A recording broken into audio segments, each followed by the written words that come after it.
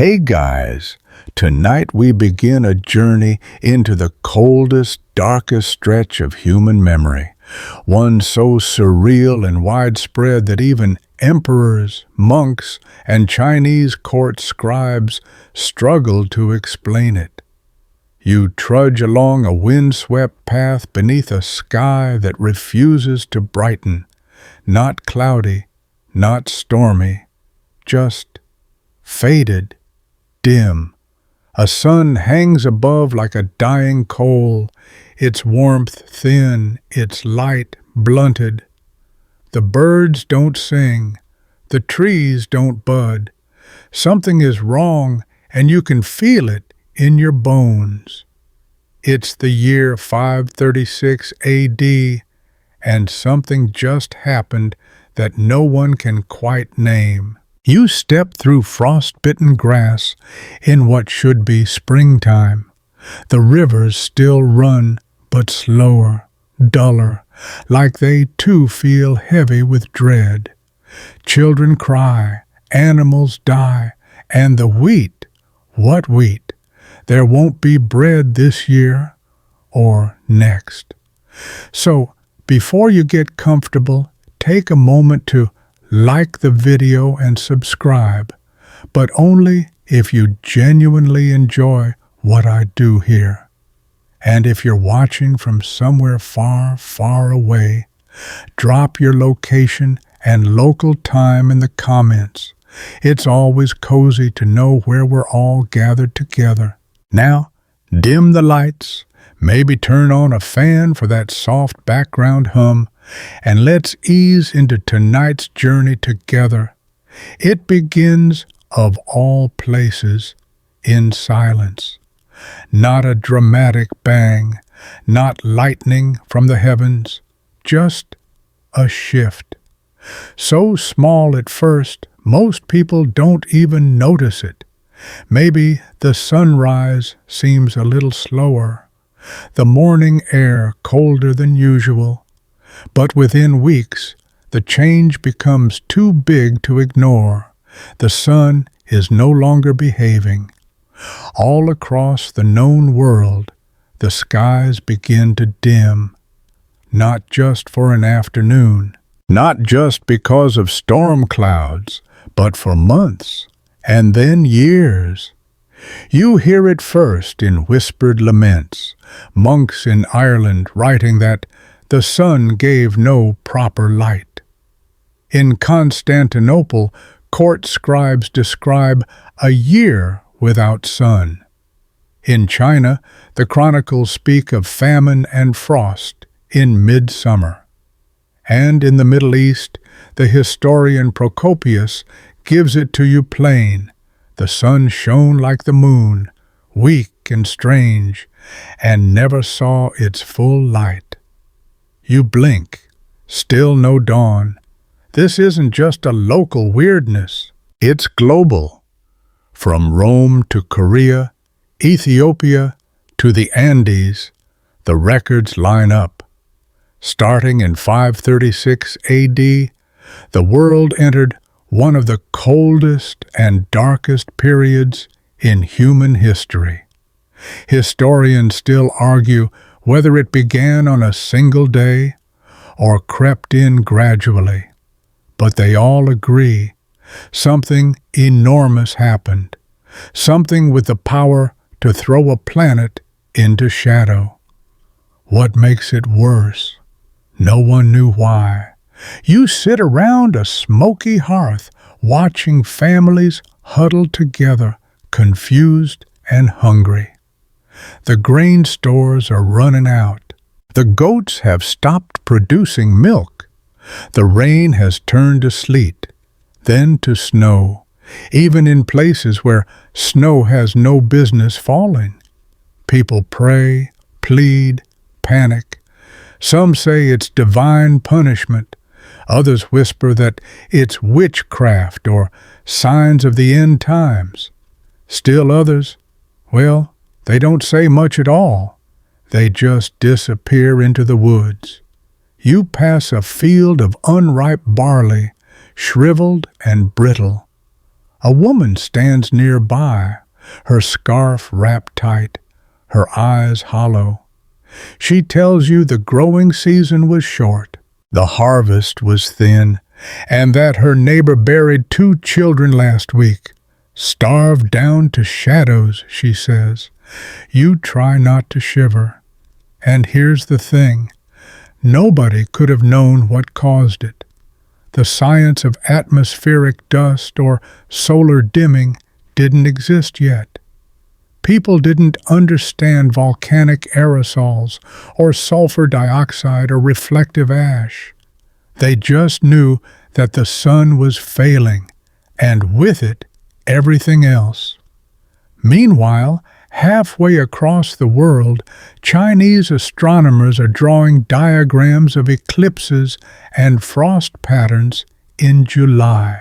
Indian sages blame strange omens in the stars. Maya stargazers, if they noticed it at all, left behind only a telling pause in their calendars. And in the Alps, somewhere high and remote, an ancient tree stops growing, its rings tight, stunted, gasping for light. That tree is still here, by the way, in a museum now. Just a slice of wood, but if you run your fingers over it, you can feel the trauma. Even today, modern researchers call it the worst year to be alive. Okay, sure, that's dramatic, but also maybe fair. The chaos of 536 wasn't a quick crisis. It stretched, lingered, hung like a shroud over entire civilizations. And while you, sitting here in the 21st century, can flip on a light or grab a blanket, people back then couldn't. They had no answers. Just darkness, cold, hunger, and waiting. What caused it? We'll get to that. But for now, just keep walking. You round a bend in the path, and the wind cuts a little sharper. A bird lands, then flies away again, spooked perhaps by nothing at all. The forest looks the same, but you can tell it isn't. There's an emptiness, a thinning of things, and the light, still wrong, pale and silver, like moonlight even at noon.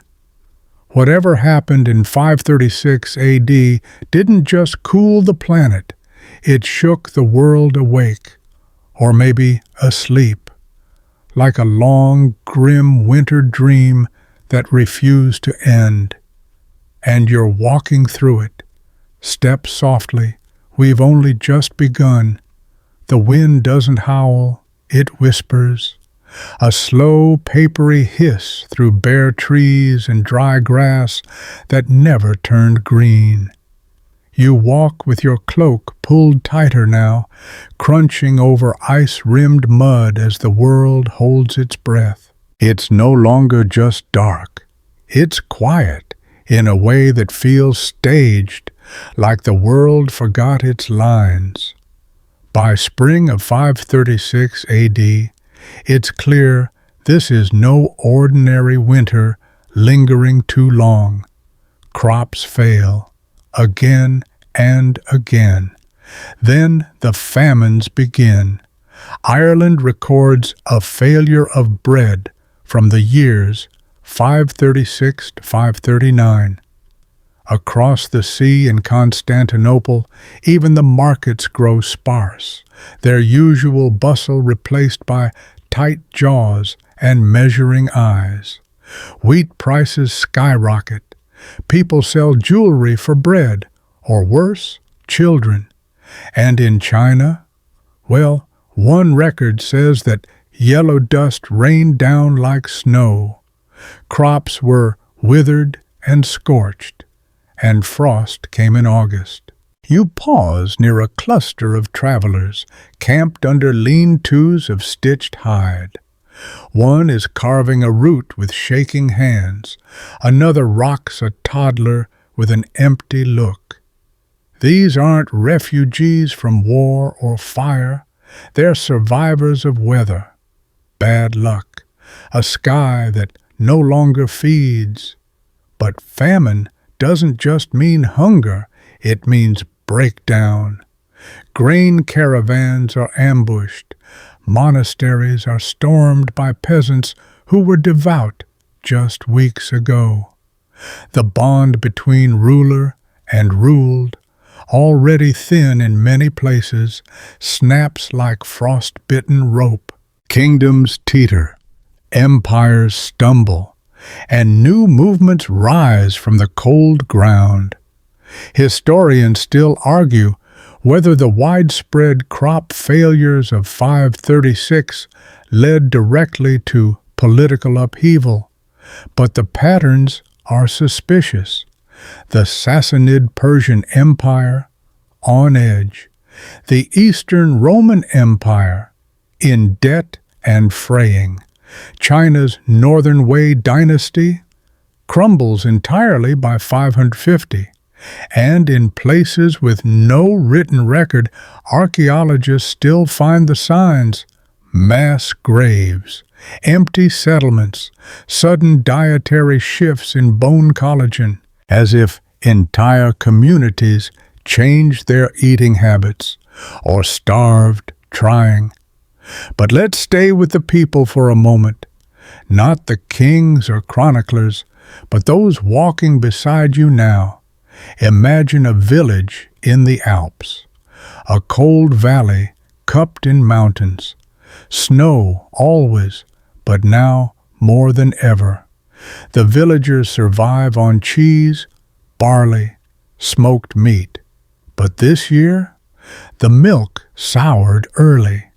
The barley didn't sprout, and no deer wander close. At night, the elders whisper prayers that no longer comfort. One boy, no older than 9, volunteers to climb up and check the traps. He doesn't return. Wolves? Maybe. Or maybe he just didn't want to come back down. In times like these, myths start to shift. It's no longer enough to blame bad harvests on the gods. People begin to speak of omens, of lights in the sky, of stars behaving strangely. Some see halos around the sun, others red moons. Some say they saw 2 suns in the heavens, or none at all. In Scandinavia, sagas record Fimbul winter, a mighty, unending frost that some believed heralded Ragnarok, the end of days. In the Roman world, it's the apocalypse. In China, the mandate of heaven is slipping. All across the map, stories are warping into survival theology, cold, symbolic, terrifying. And the worst is still to come. You pass a small church, or maybe it used to be one. Its roof has collapsed. The altar is gone. In its place, bones, animal, maybe human, you don't want to know, laid in a ring around charred timber. Someone's last attempt at hope, or fear, or both. That's another thing about famine. It doesn't just strip the flesh, it thins the veil between worlds. People begin seeing things, visions, saints, demons. They report miracles or monsters. Desperation has a way of opening the door to belief. There's a fringe theory, entirely unproven but deliciously strange, that ergot, a mold that grows on damp rye, may have played a role. It causes hallucinations, seizures, psychosis. Some have called it the plague of the starving, a poison that looks like food. Imagine it. A man eats the last bread from his cellar, then sees fire pouring from the sky. His hands twitch. His breath frosts even indoors. He tells his neighbors the world is ending. They believe him. Wouldn't you? You step past a toppled grain silo, its wood splintered by time. Rats skitter. A single shovel lies nearby, blade bent.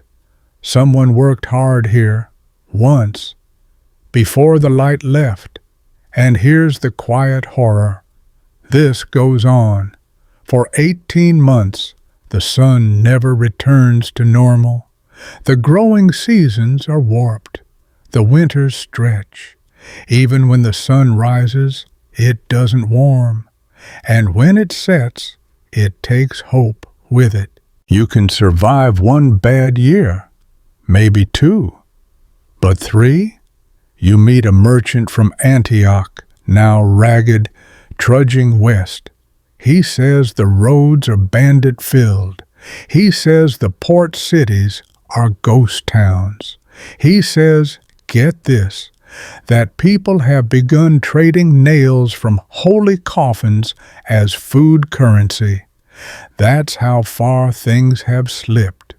You look up, still no stars, still no sun, just that pale, smudged light, like the sky forgot what color feels like, and the world holds its breath. You wake before dawn, if dawn even means anything anymore. The air is damp and sour, the way a room feels after too many bodies have slept in it without speaking. You stretch, your joints cracking like frost-splitting bark, and listen for bird song. Nothing. Even the crows have gone silent. By now, you've started to realize something enormous is happening, but no one understands it. There are no satellites, no weather alerts, no global response teams. Just a slow unfolding confusion, and into that confusion steps one person who actually tried to keep track. His name was Cassiodorus, a Roman statesman and scholar living in what is now Italy. Around 536, he wrote a letter describing a sun without brightness, casting a bluish light like a dim moon.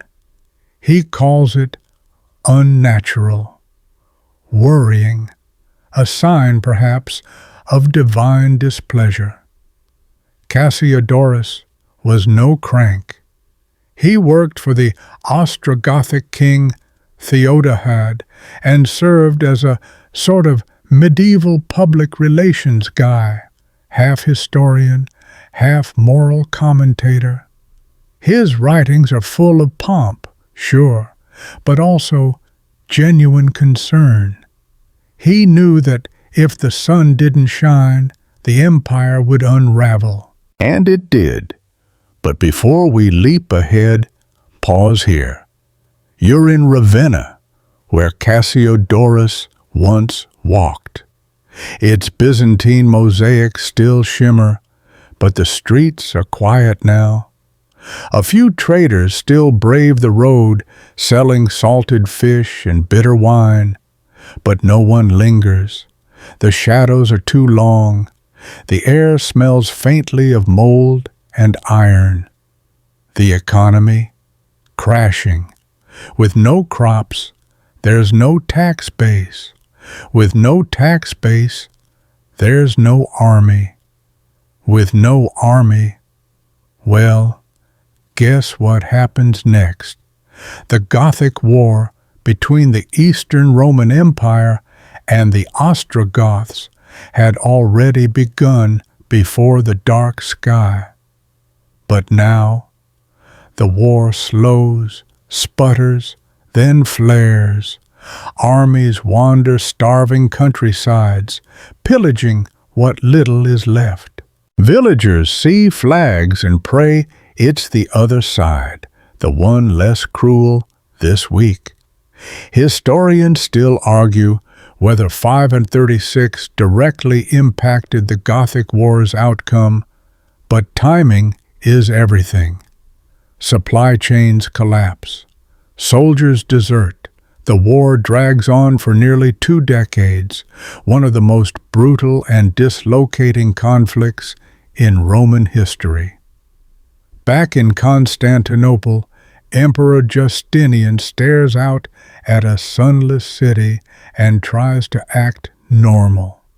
He builds churches, he passes laws, he sends envoys, and he watches his empire sag under the weight of cold and chaos. Then the famines reach the capital. People begin boiling leather shoes for broth.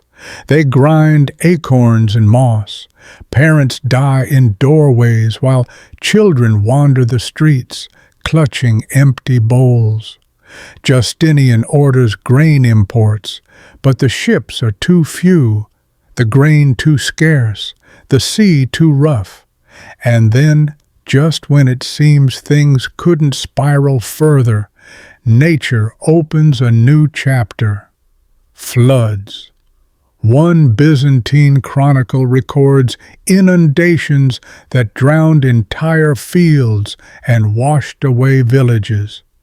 Rivers burst their banks. Forests slide down hillsides. The soil, already weak from failed harvests, cannot hold. You trudge along the edge of a ruined vineyard, the stakes crooked, the vines limp like seaweed. A flooded stream cuts through the rows, now more swamp than slope. A lone scarecrow, its burlap head torn, leans sideways, watching you pass. The earth is angry, they say, or cursed, or unraveling. You pass a monk scribbling in a cramped room, huddled beside a smoking oil lamp. He writes that birds are nesting late this year, that lambs are born weak, that bees have vanished. He adds one line in the margin, nearly invisible. Perhaps the sun has died. It's not just poetic gloom. In the 1990s, ice core samples from Greenland and Antarctica showed unusually high concentrations of sulfur around 536 AD, evidence of a massive volcanic eruption somewhere in the world. Maybe more than one. Most scientists now believe a volcanic winter caused the strange dimming. But no one in 536 knows this. They only know what they see, and what they see looks like the end of the world. In Syria, the sky turns copper. In Ireland, chroniclers record a failure of bread from the years 536-539. In China, frost comes in August, and still no one knows why. So they turn to stories, to signs, to silence. You pass a village where all the doors are open, not from violence, there's no wreckage, but as if the inhabitants simply walked out, one by one. Chickens roam freely. A goat bleats from a rooftop, and at the center, a shrine made of stones, feathers, and something that looks suspiciously like a human tooth. Grief wears many masks, but this isn't just grief. It's disorientation, a world turned sideways. By now, strange illnesses have begun to appear. You see a girl with cracked lips and sunken eyes. She doesn't cough, she doesn't sneeze, but she doesn't blink either. She stares at you like she's watching the moon fall. No one can name her illness, or the others like her. Some say it's hunger, Some say ghosts. Some say demons unleashed by the broken sky. What's real? What's rumor? Even now, we don't fully know. But it's coming, and the worst is still ahead. You're walking along the edge of the empire now, somewhere near the eastern border, where Roman influence fades and the whispers of the Silk Road begin. The air smells like spice and ash. It's 541 AD, and something rides the trade winds, unseen, unnoticed, until it doesn't. It starts small, a fever, a swelling under the arm, a man staggering through the market in Pelusium near the Nile Delta. People avoid him. He collapses. He dies. And then it spreads. Welcome to the first recorded outbreak of the plague of Justinian, a disease that historians now believe was bubonic plague, caused by the bacterium Yersinia pestis, the same killer that would later return as the Black Death in the 14th century. But this is the first time humanity meets it on such a scale. Justinian, bless him, has no idea what's coming. At first, it's just a few deaths here and there, then a few hundred, then thousands. Within weeks, it reaches Alexandria, then Jerusalem, Antioch, and by 542, it crashes into Constantinople like a wave of rot. You smell it before you see it. Rotting linen, spoiled grain, charred incense, and something worse, something sour and sweet all at once. The smell of death in bulk. Bodies pile in doorways, in alleys, in fountains. Justinian orders mass graves dug outside the city walls, but there's no one left to dig them. The surviving grave diggers demand 10 times their wages, and eventually they die too. The emperor himself falls ill.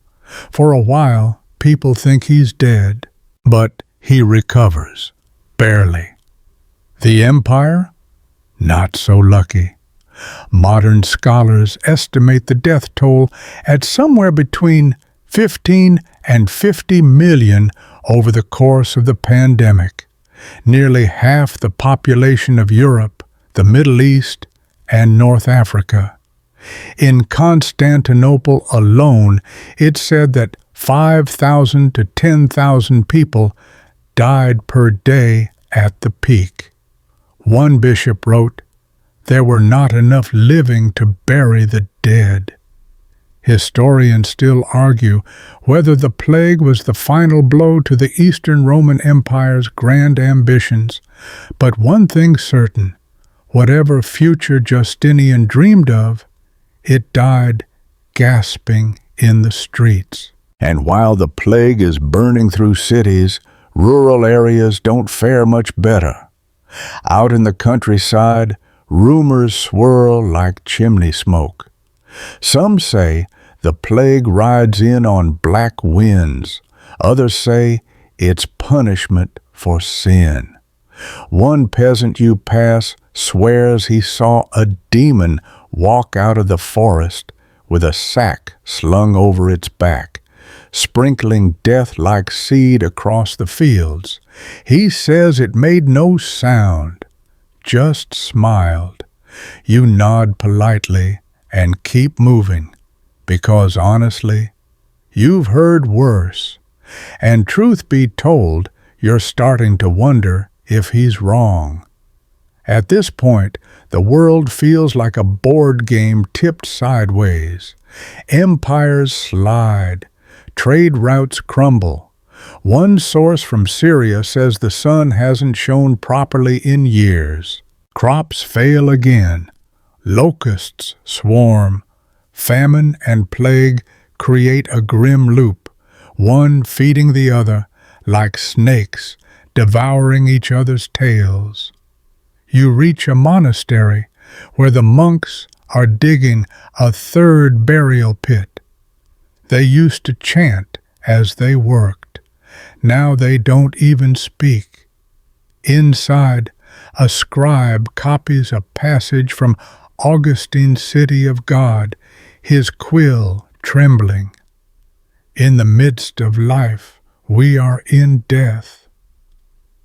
Outside, a bell tolls once, twice, then stops mid-ring. The rope snapped. Even cymbals are breaking now, and yet, even now, people try to live. In Constantinople, bakers reopen their ovens.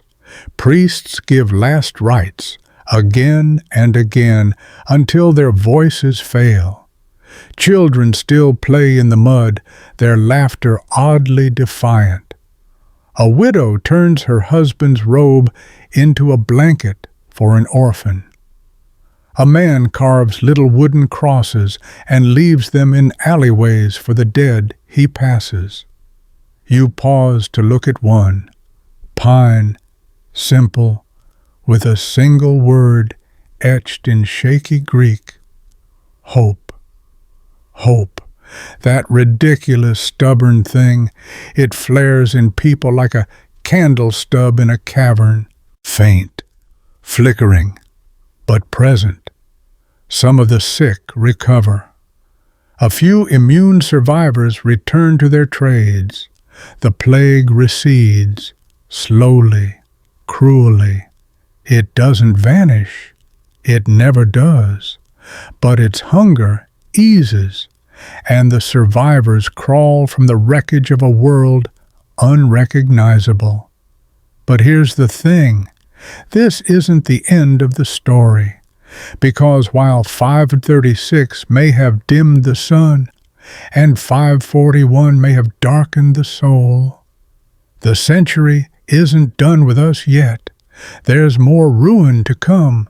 The wind is sharp again as you leave the monastery ruins behind. It slips between the folds of your cloak and settles on your spine like a memory. You pass burnt fields, sunken roads, a toppled statue missing its face, and then over a ridge, the sea, or what's left of it. You're standing on the coast of what we now call Italy. But in 543 A.D., it's just another fractured limb of the Western Roman corpse. The sea should glitter here, turquoise and wide. But today, the water is gray, thick as oil, and the shoreline is littered with dead fish. You can smell them from here. This isn't poetic decay, it's ecological collapse, because the cooling and darkening from 536 didn't just affect the skies, it sent shock waves through everything. Glaciers grew, rain patterns shifted, oceans changed temperature and salinity. Entire marine ecosystems blinked out, and the coastal economies that depended on them blinked out too. Fishing boats sit abandoned, their hulls barnacled and broken. A boy pokes at a dolphin carcass with a stick. You don't stop him. He's not hurting it, just checking, like everyone else. People still call this a famine, but famine implies a single cause. What's unfolding now is layered, a crisis sandwich. The sun dims, crops fail, plague spreads, seas rot, and underneath it all, politics fracture. The Ostrogothic kingdom, already staggering after years of war with Byzantium, loses the thread. Supply lines break. Governors vanish. Rebellions pop up like mushrooms. Rome, it's been sacked so many times now it's starting to feel like a hobby. In fact, you walk past a once grand estate on the outskirts of the city, now home to goats, a widow, and an altar to some household deity who's missing his hands. "Pray anyway," the woman says when she sees you staring. "Why?" you ask. "Because what else is left?" She has a point. You follow a cracked road inland through olive groves that no longer bear fruit. The trees are twisted, yellowing, confused. You reach a small village, half empty. The baker has no flour. The well is low. No one speaks unless they have to. But still, they're here. And in the middle of the village square, someone has painted a crude calendar on the wall with charcoal. Days marked with lines. Some circled, some crossed out. Someone is keeping time, even if the sky won't cooperate. And speaking of time, this is when the world starts noticing the change in people. They're thinner, quieter. Their clothing more patchwork now, layers of wool and linen and desperation. But it's not just the look, it's the feel. There's a slowness to how they move, like everyone's heart is 2 beats behind. Like no one wants to disturb whatever spell they're trapped in. They eat when they can, sleep when the nightmares allow. Mourn without ceremony, because there are no priests left to guide them. And somehow, from the fragments of their grief, new kinds of stories begin to form. You hear them in passing. A wolf led a starving woman to a hidden spring. A blind man followed a glowing bird through a snowstorm and survived. A child, dead for 3 days, opened his eyes and spoke a single word: light. Historians still argue whether this was a religious revival or just collective trauma wearing a halo. Either way, miracles become currency in this new world. Everyone clings to the possibility that something, anything, might mean they've been spared for a reason. One bishop in Gaul starts keeping a record of dreams. He swears they're prophecies. A pagan priest in Hispania opens his grove to Christians, Jews, and anyone else who needs warmth. You pause under a dying fig tree and scratch a crude symbol in the dirt. A crescent moon cradling a single star.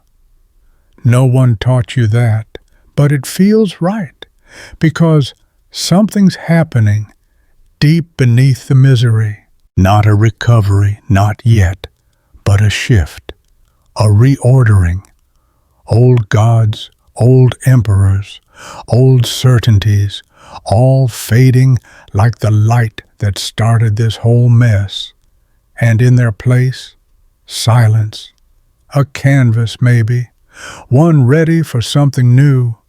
The road narrows again, winding into a range of hills dusted with ash and silence. You pass stones carved with faded Latin, mile markers from a forgotten empire. The vegetation thins, the trees grow hunched and strange, and the sky, still the same, dim, bruised, and unmoved by your presence. But tonight the cold is less biting, because you're heading east now, toward the edge of Byzantium. The Eastern Roman Empire is still standing, technically. While the West collapsed into kingdoms and quarrels, the East dug in. Constantinople looms like a marble echo across centuries. You picture it rising above the Bosporus, its domes muted in the gray sunlight, its golden mosaics catching what little glow remains. But don't romanticize it too much. The capital is barely holding together. When the sun dimmed in 536, even the emperor felt it. Justinian I, ambitious and obsessed with reunifying Rome, was knee-deep in war, taxes, and the construction of the mighty Hagia Sophia. The empire had spent itself on battles in Italy and North Africa, and just when it needed relief, the sky broke instead. Imagine governing a city of 500,000 people without reliable food supplies. Now throw in panic, omens, and a growing sense that God might be angry. And then, just when it couldn't get worse, Justinian's nightmare takes a new shape. Rats. More specifically, Yersinia pestis. Historians still debate where exactly the plague of Justinian began. Some say Egypt, others suggest Ethiopia or even Central Asia. But by 541, it was in Constantinople, and it moved fast. The accounts are brutal. Corpses piled in the streets. Gravediggers collapsed mid-task. Merchants dropped dead beside their coin purses. Justinian himself caught the disease and survived somehow, but not unchanged. He emerged paranoid, isolated, and haunted. His policies turned harsher, his edicts more erratic. Some say it was the fever that damaged his mind. Others say it was the grief. Either way, the empire began to choke on its own weight. You walk past a crumbling aqueduct and imagine the water that once flowed through it, clean, clever, a marvel of Roman engineering. Now, moss grows in the cracks, a fox darts between shadows, and here's the part no one likes to admit. The plague wasn't a one-time event. It returned again and again. Waves, echoes. For over 200 years, it revisited the Mediterranean like a grim seasonal guest. Historians still argue how many died, but conservative estimates suggest up to 25 million across Europe, the Middle East, and North Africa. Think about that. You already have famine, climate disaster, political chaos. Now add one of history's deadliest pandemics. No wonder some chroniclers claim the world was ending. But not everyone gave in to despair. You find a monastery clinging to the cliffs outside Antioch. The monks have scraped together parchment from ruined libraries, copying texts by candlelight. Aristotle, Galen, fragments of lost Gnostic Gospels. A young novice offers you water. His hands shake. He hasn't spoken in 3 weeks, not out of illness, but a vow, to stay silent until the sun returns. You nod, take the water, and leave him to his vigil. Because here, in the East, something curious begins to stir, an idea that maybe this isn't just punishment, maybe it's a test, or a transformation. Byzantine theologians start writing about divine obscuration, suggesting that the dimming of the sun mirrors the dimming of human virtue.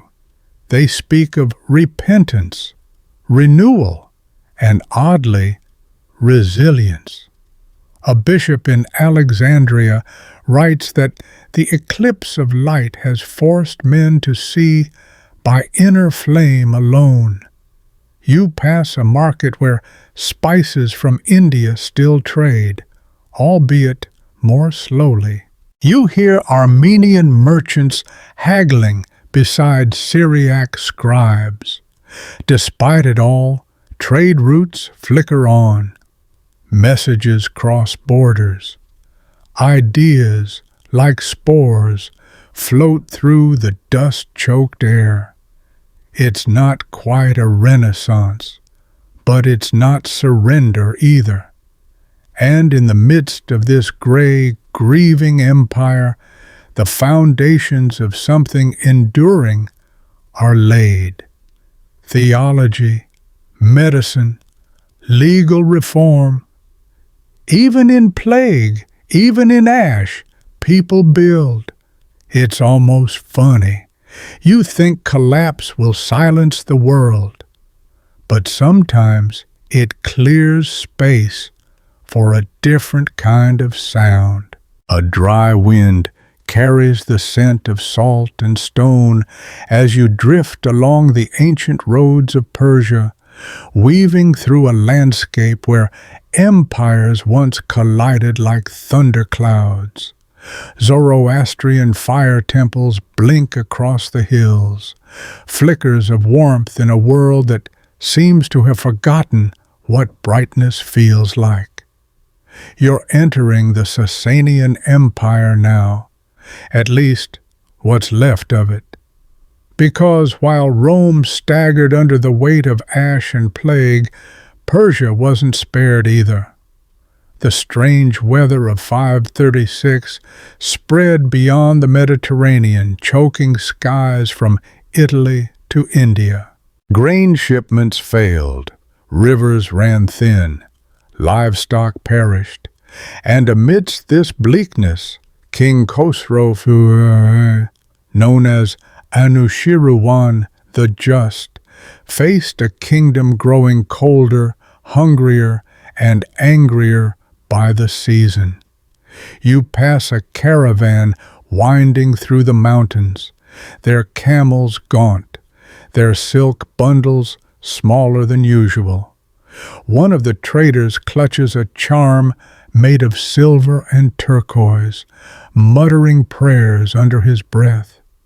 You catch a few words, something about ash demons stealing the light.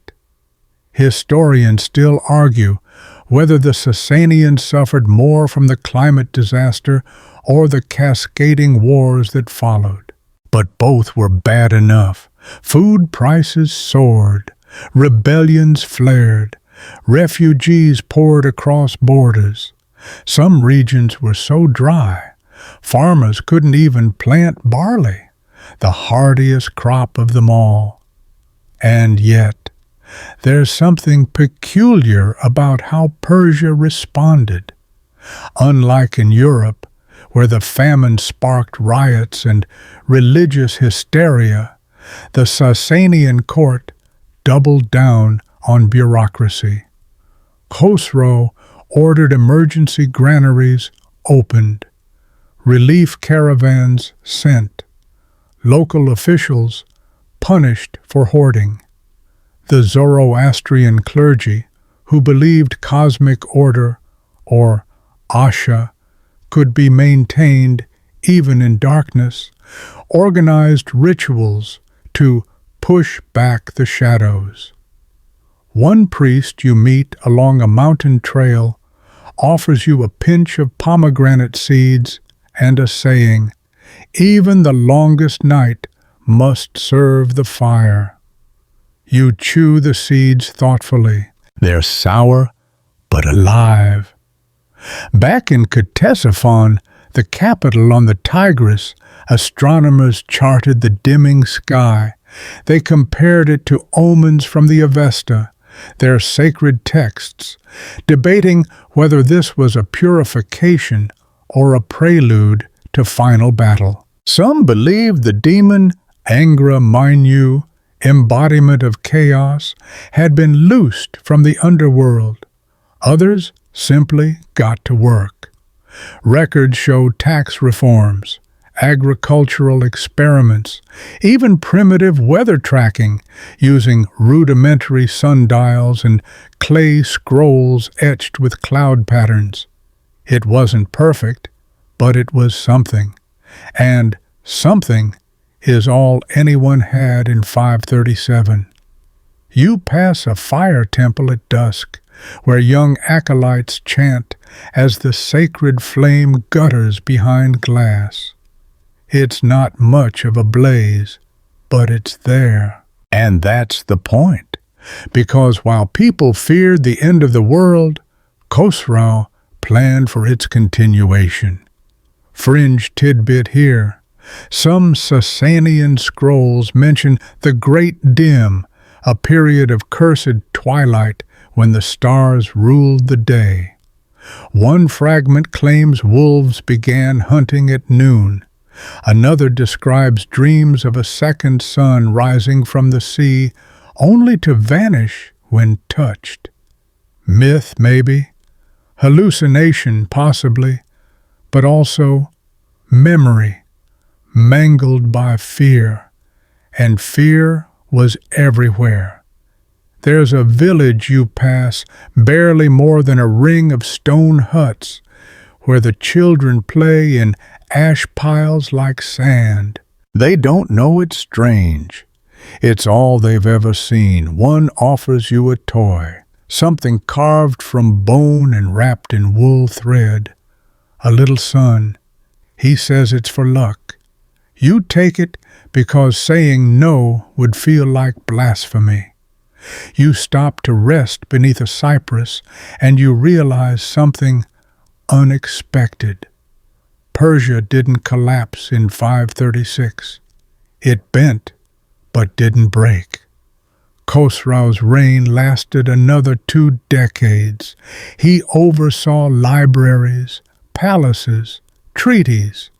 He'd eventually battle Rome again, of course, because what's a little apocalypse between empires? But in that gray, grief-hollowed year, the Sasanians proved something rare. Stability can be a form of rebellion. Order, in the face of chaos, becomes defiance. And belief in fire, in balance, in bureaucracy, can hold back the dark, even if only for a little while. You wake to the sound of wooden wheels groaning over cobblestone. A low chant hums through the morning mist, and when you blink the sleep from your eyes, you're standing on the fringes of Constantinople. Yes, that Constantinople, the beating gold-threaded heart of the Eastern Roman Empire, though by 536 it's more of a bruised heart, swollen and skipping beats. The sun tries and fails to push through the low gray ceiling. Everything feels sticky with cold. Even the air has weight, like you're breathing through linen soaked in smoke. This is where Emperor Justinian reigns. You might remember him from high school as the guy who codified Roman law, or from architectural tours as the man behind Hagia Sophia. But here, right now, he's a ruler neck-deep in catastrophe, because Constantinople isn't just dim and hungry. It's about to become a petri dish of doom. First, let's talk about food. Ships that once sailed the Black Sea now arrive half empty. The Nile floods have failed, and Egypt, Rome's breadbasket, isn't exporting grain. Riots erupt in the market square. Mobs overturn fruit carts. Fishmongers shout curses in Greek, Aramaic, and Latin.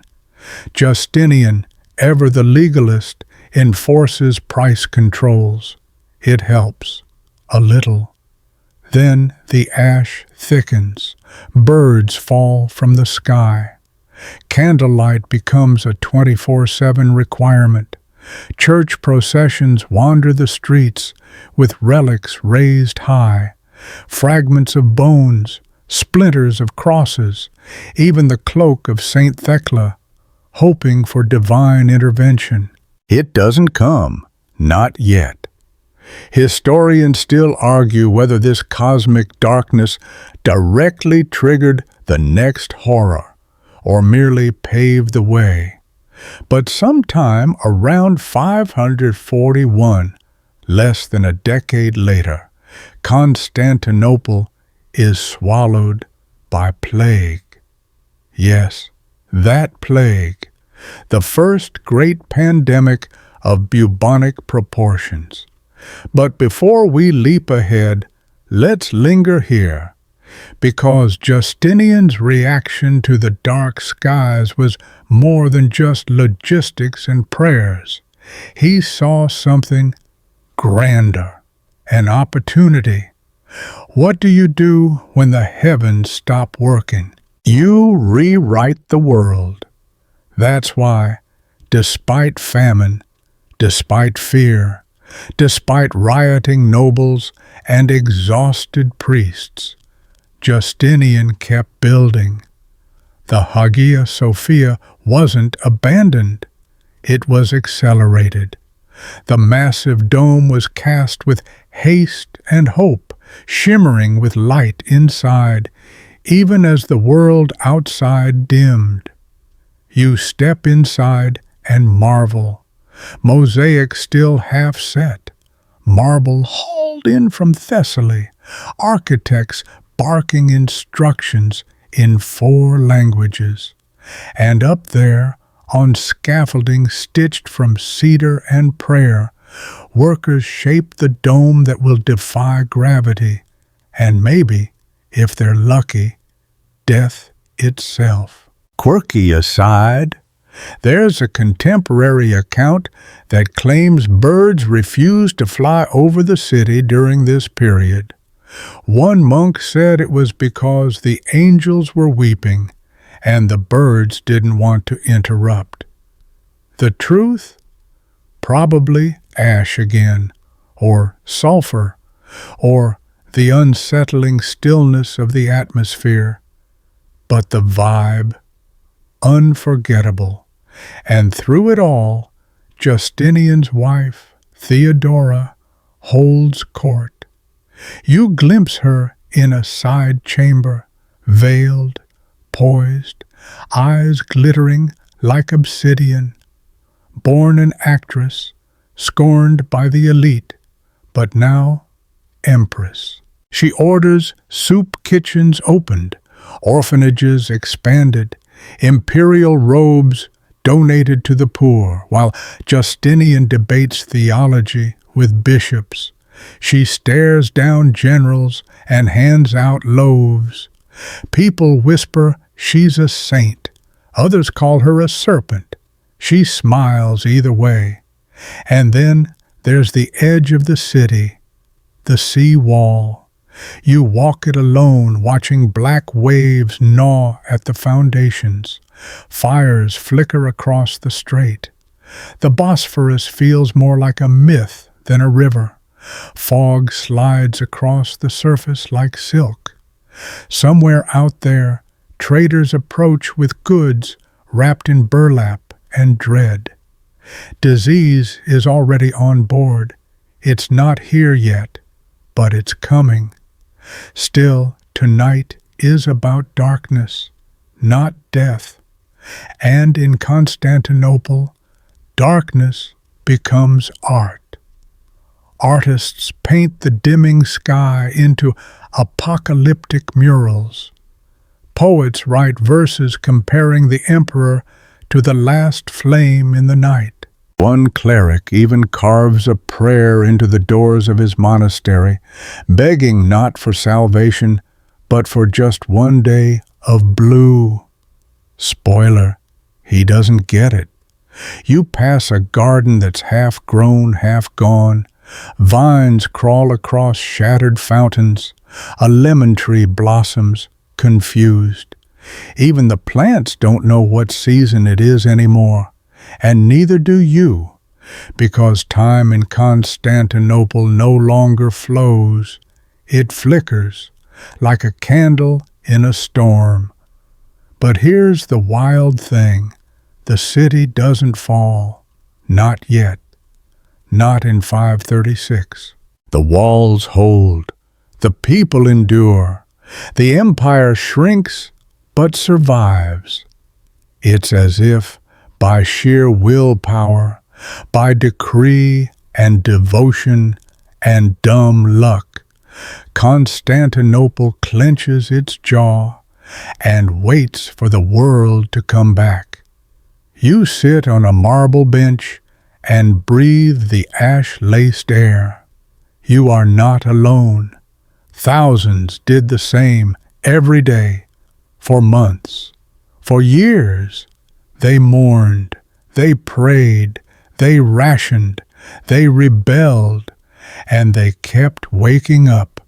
You will too. You wake to bells, dull, mournful, echoing across stone. They ring not for mass today, but for mourning.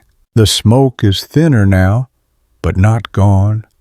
The haze has become part of the city's lungs, a cloak the people wear without thinking, like grief that lingers long after the crying stops. And beneath that gray breath, Constantinople changes again, because now the rumors have a name: pestilence. The plague begins quietly, the way it always does. Just one sick sailor arriving with a cough and a flea-bitten rat. But in a city this crowded, this cracked with tension and famine and smoke, it spreads like spilled wine across a linen map. They call it the Plague of Justinian, but Justinian would probably have preferred a basilica named after him. You step through a narrow street where laundry still hangs limp between buildings.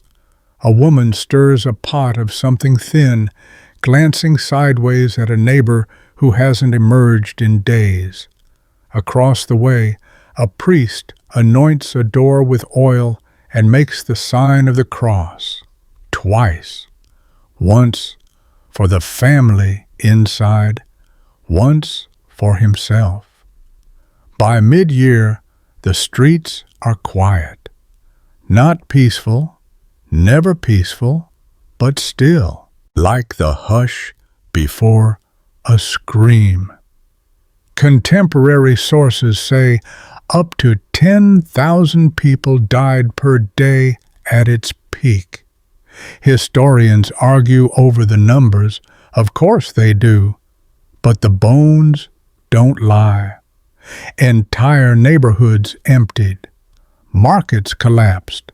Corpses floated in the Golden Horn. And Justinian?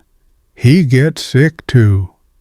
You peek into a candlelit chamber and find him sweating under linen sheets, murmuring Latin prayers between fits of fever. Theodora watches, stiff-backed, no tears. She's already drafted 5 contingency plans. One writer claimed angels visited the emperor during his illness. Another said demons whispered secrets into his ears. Either way, Justinian survives, but something in him breaks. He starts issuing edicts like a man running out of time. Laws pile up like firewood. He persecutes heretics with renewed fury. He orders old taxes collected, even from the dead. It's as if surviving the plague didn't make him grateful. It made him afraid. The city's response is improvisational at best. Some bury their loved ones in wine barrels. Others toss them into abandoned buildings. Funeral pyres light up the night sky like war. Eventually, carts stop coming. There are too many bodies, too few workers. A bishop leads a procession down the main avenue, swinging incense so thick you can barely see. The faithful follow, faces hidden behind damp cloths. Children carry wooden effigies of saints. Someone chants a psalm that no one recognizes anymore. You trail behind them, your breath catching on the spice and rot in the air. Somewhere in the distance, a pack of dogs howls. Hunger has made them bold. The city gates remain closed. Meanwhile, out in the empire, the ripples spread. Trade routes shudder. Crops rot unharvested. Armies dwindle from disease more than battle. The West, what remains of it, offers no help. The Franks and Goths and Vandals, once Justinian's enemies, are too busy burning their own dead to worry about Byzantine ambition. And then, in the chaos, something strange happens. Miracles, or so they say. A girl recovers after 3 days of fever and swears she saw Saint Demetrius beside her bed. A well long considered poisoned suddenly runs clear. A blind beggar paints a mural in charcoal that looks eerily like the Last Judgment. Historians naturally raise an eyebrow. Maybe the girl had a strong immune system. Maybe the well cleared from lack of use. Maybe the beggar wasn't blind at all. But in moments like these, science takes a back seat to survival, and hope becomes currency. You pass an open plaza where once there were markets. Now it's filled with wooden boards, scratchings, and chalk diagrams. People gather to share remedies, some herbal, some hilarious. One man sells a necklace of garlic and crushed sapphire. Another offers a potion made from honey and vulture's foot. Spoiler, they don't work. But you can't blame them for trying. Even in sickness, the urge to believe is stronger than reason, especially when reason offers no cure. That's what makes plague different from other disasters. You can't punch it. You can't flee from it. You can only hope it passes you by, and if it doesn't, you hope it spares your loved ones. There's a small garden behind a chapel where children have started carving little wolf-shaped charms from driftwood and bone. You watch one girl hang hers on a nail beside the chapel door. "Protect us," she whispers. Not to God, not to the emperor, to the charm, to the shape. Somewhere the legend of the werewolf shifts again, not a beast of hunger, but a guardian against invisible threats. Superstition grows like ivy when reason burns away, and the people, they adapt. They always do. By the time the plague ebbs, by the time the carts slow and the smoke clears and Justinian emerges once again into his marble halls, the city has changed. We don't know if he noticed. We only know that he kept building. More churches, more laws, more mosaics of order over chaos. Because what else can you do when the world goes dark and then nearly dies? You rebuild. Even if you're still afraid, you blink against the sun. Yes, the sun. It's pale, shy, and still weak, but it's there. a golden ghost rising behind the Hagia Sophia's silhouette. After months of charcoal skies and flickering lamplight, it feels like a miracle. People gather in the streets just to point at it. Some cry, others kneel. A few just stand silently, lips parted, like they're seeing it for the first time. And maybe they are. You walk through the city as it stretches and stirs. Constantinople is bruised but breathing. The markets reopen slowly. Not many vendors, not many buyers, but the sound of trade is like bird song in spring, tentative, hopeful, irrepressible. A man sells warm bread dusted with salt. You haven't seen flour in weeks. Behind him, someone's repainting a wall with saints and halos. The old paint flaked during the long, wet months, and now new pigments drip down the stone like blood. Russet robes, teal sashes, gilded lettering. Restoration is its own kind of prayer. But here's the thing.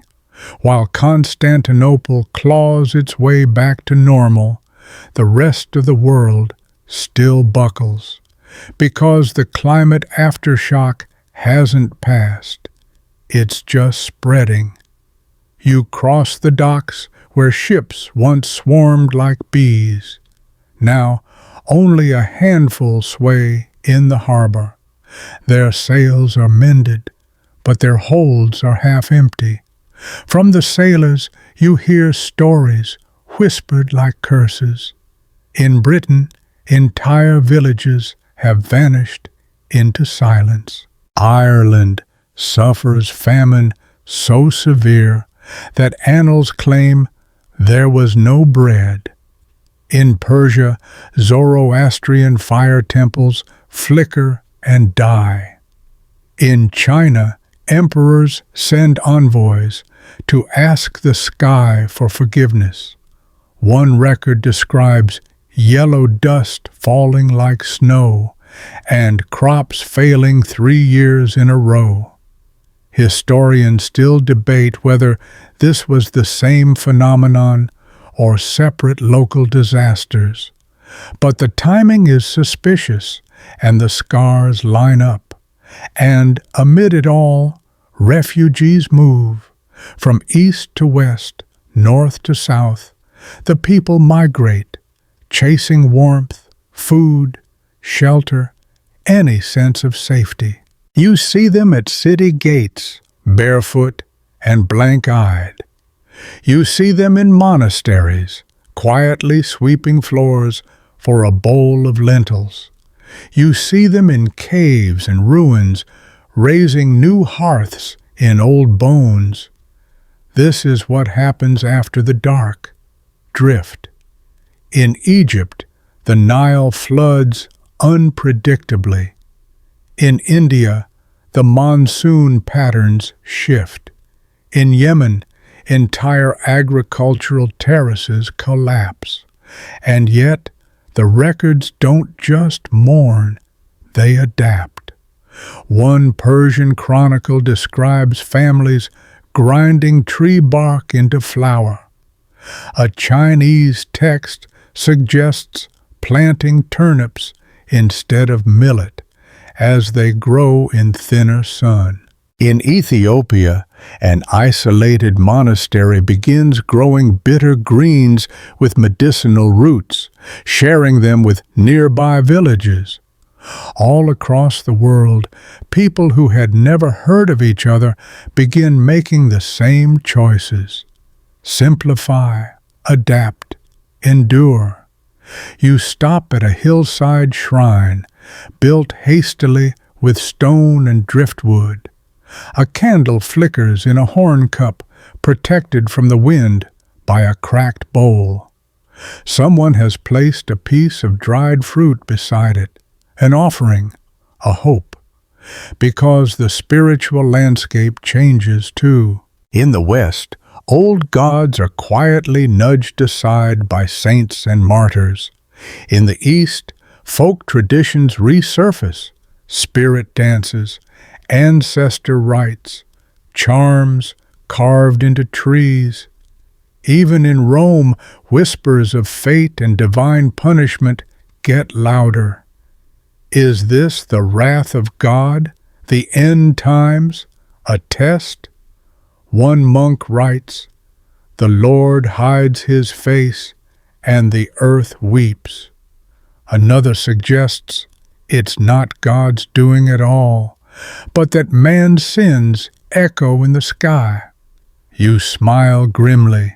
Even then, they knew how to blame themselves. But not everyone bends their knee. Some fight back, not with swords, but with stories. In Italy, poets begin writing new myths. In Ireland, the bards sing of a sunless year, but end with a tale of the light's return. In India, temple inscriptions speak of chaos, but also resilience. Because when the sun returns, even a little, so do the stories, and stories are a kind of light. Back in Constantinople, the bureaucracy dusts itself off. Records resume, taxes resume, trials resume. It's as if nothing happened, but everything has changed. You meet a scholar copying texts onto fresh parchment. He writes slower than before. His hands shake, but his ink still flows, and on the margins he draws little flourishes, sunbursts, birds, wheat, symbols of life returning. Children play again in courtyards, their laughter sharp and defiant. Someone paints a mural of the emperor shaking hands with a lion. Another sculpts a tiny sun from melted coins. One artisan carves wooden amulets with 2 words burned into the back: "Still here." And that's the truth, isn't it? They are. You are. The darkness came, and it stayed longer than anyone feared. But it did not last forever. And now the survivors step into the light, not triumphant, not unscarred, but whole enough to keep going. You pause on the city wall, watching the sea glitter faintly in the afternoon haze. The sun wavers like a promise, and for the first time in a long while, you believe it. The horizon looks normal again. That's the strangest part. You stand on a wind-swept bluff, overlooking fields that once shriveled under cold light, now shivering green beneath the breeze. The worst is over, at least for the skies. But what about the minds of those who lived through it? What happens to a civilization after it survives the end of the world? Not every scar is physical. You pass a roadside shrine, not to a saint or god, but to the sun. Just a carved face, smiling faintly, surrounded by a halo of wooden spokes. Someone left honeycomb there, and a crude drawing of a child holding a torch. You realize people are still processing, still trying to make sense of what happened. And, like always, that means myth-making. Because it wasn't just the sky that changed. It was time itself. Calendars warped. Harvest festivals shifted. One Syrian bishop wrote that the sun no longer rises with joy, and chronicles from Europe recorded strange omens in the stars: 2 moons, fiery comets, beasts with glowing eyes. Were these hallucinations?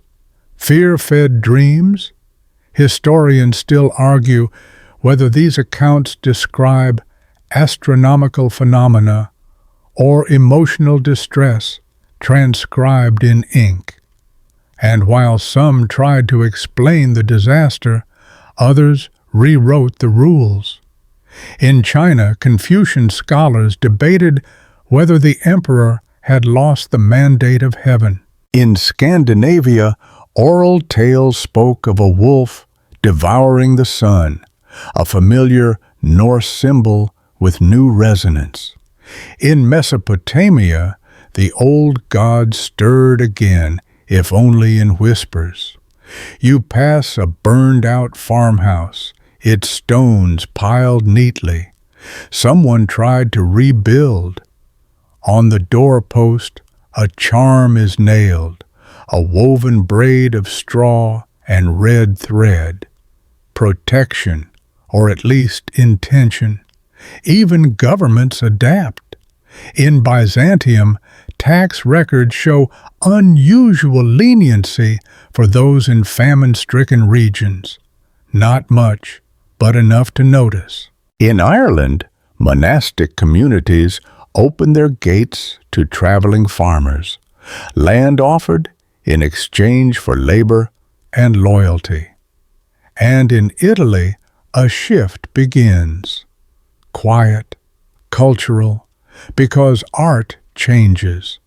You enter a chapel where frescoes shimmer with new pigments, less gold, more gray.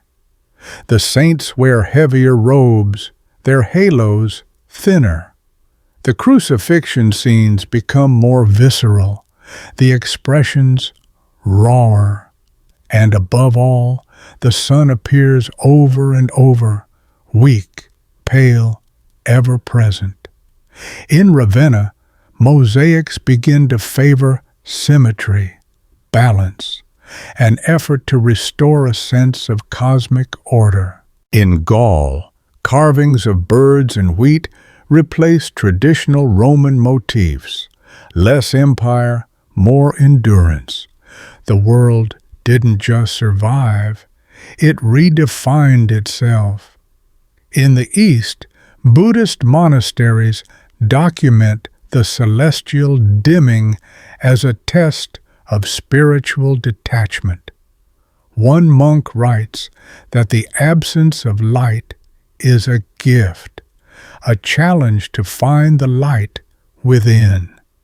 Meanwhile, in the Himalayas, cave drawings show wolves, stars, and humans in concentric rings, some symbolic echo of harmony lost and sought again. And yet, there's also pettiness. You overhear arguments about whose prayers brought the sun back. Was it the Orthodox rites, the Roman Mass, a pagan bonfire in the mountains? Someone always wants credit for salvation. You laugh softly. It's human. But trauma doesn't vanish. It settles. In language, too. New proverbs bloom like weeds. Beware the colorless dawn. Fear not the dark, but the silence after. When the sun forgets you, remember yourself. You hear these murmured in taverns, sung in lullabies, scratched into pottery shards, fragments of collective memory. Even the weather has shifted. The cold lingers longer than expected. Crops recover, but not evenly. Some areas bounce back quickly, others slip into quiet decline. And when the rains come, they are sudden, angry, and often too much. Floods replace famine. People adapt. They build channels, dig drainage ditches, plant more root vegetables. Turnips become sacred. Carrots are fortune. Cabbage is community. You visit a village celebrating their first full harvest in 3 years. The feast is small, flatbread, broth, berries. But everyone is there. There's music, laughter, and a wild dance around a straw effigy of Lady Night, who they chase out with sticks and bells.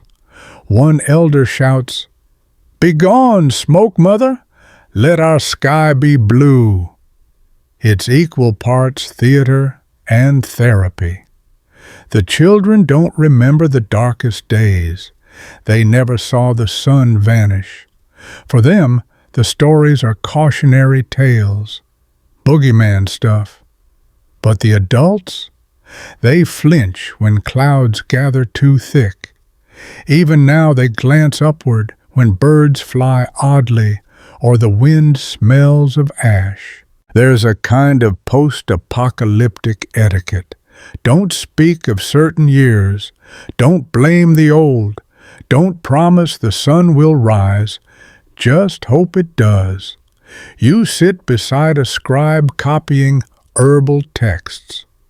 He tells you about a new herb they've started using, fennel root, boiled into a tonic for anxiety and grief. It helps, he says. Not much, but some. And really, that's the theme of this period. Not much, but some. Some healing, some hope, some growth. A mosaic here, a song there, a field full of rye, a child born strong.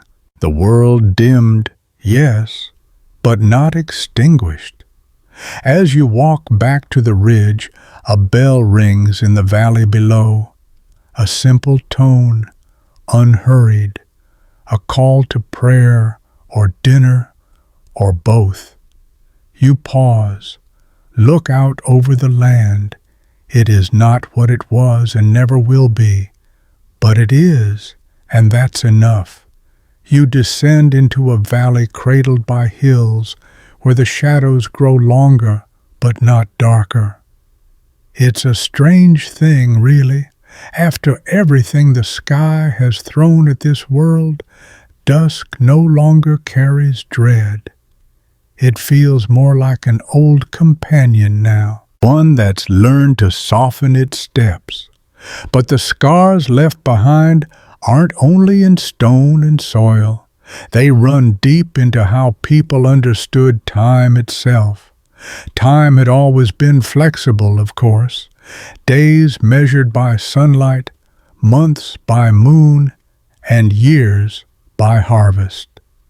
But in 536, all that unraveled. When the sky stopped obeying, so did the clocks. You meet a priest tracking time by wax drip, an improvised sundial that ignores the absent sun. In his records, the seasons blur. We sowed when the cold had not yet passed, he mutters, and reaped in wet heat, with the grain barely yellow. In the absence of predictability, people turned inward, measuring time not by crops or stars, but by personal events. That was the year of my sister's stillbirth, one man says. The year we buried half the village. Another woman recalls it as the winter that wouldn't die. A monastery near the river charts 536 not with dates, but drawings, panels of eerie moons and thin sheep, of ghostly trees and hollowed cheeks. It reads more like a dream journal than a calendar.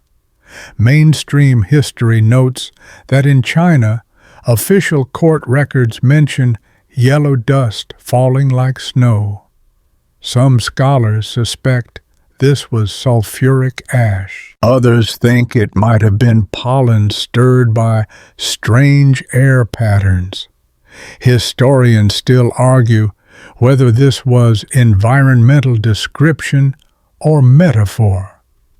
And in India, texts refer to a year without joy, A Sanskrit chronicle describes a king praying daily beneath a sun he could barely see, hoping to extend his reign or maybe just survive it. Across the Eastern Roman Empire, time fractures. In Constantinople, an emperor wages war, even as the world seems to break. Justinian presses onward, expanding the empire, reforming laws, commissioning churches. But behind the glitter of ambition lies plague, poverty, and whispers of divine wrath. You walk through a cracked courtyard in what was once a trading hub. Its cisterns are dry, its statues pockmarked. A small boy kicks a stone beside you and sings a rhyme that makes your spine crawl. One sun gone, two moons rise, salt on bread, tears in eyes. Hide the wheat, hush the lamb, pray the sky forgets I am. He skips away like it means nothing, but the rhyme holds something older, something primal. You feel it in your chest. And in that moment, you realize something unnerving. For much of the world, 536 didn't just mark a bad year, it became the line between before and after. Some languages develop new words. In Gothic, a term emerges for sunsick. In Latin dialects, scribes describe tenebrae vivae, living darkness. In the Gaelic tongues, songs speak of moonlight bread and ashen sun. But not all responses were grim. In some regions, creativity surged in strange directions. You enter a hall where woodcutters turned storytellers perform a shadow play lit by a single tallow lamp. Their story?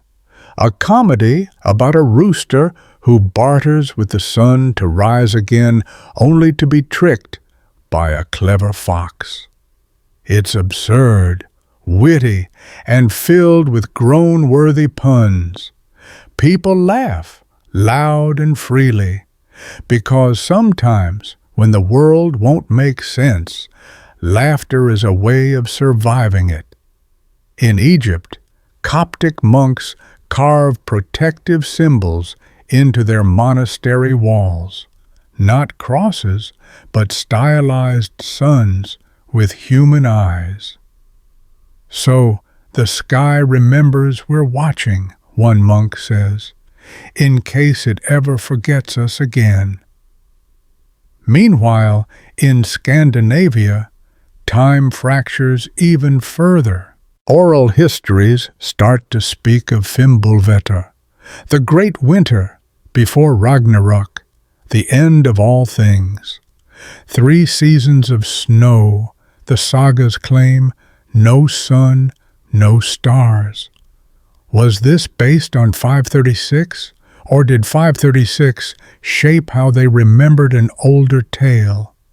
Historians still argue whether Fimbulvetur is prophecy, memory, or metaphor.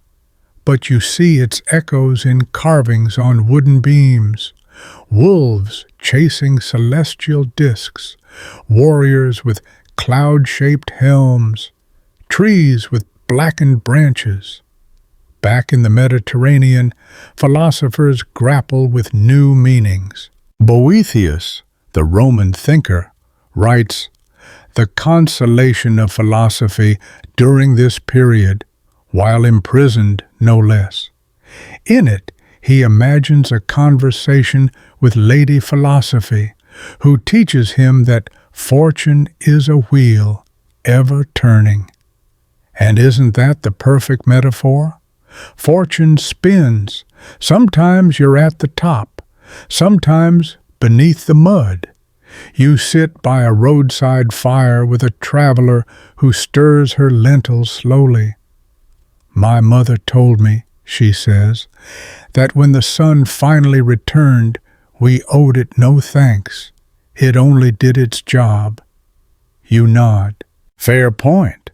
And then she adds, but I still prayed every day. Because even if the sun forgets its duties, people don't forget their habits. And now, as dusk thickens into night, you sense a quiet confidence returning to the world. Stars twinkle with purpose again. Chickens crow when they're supposed to.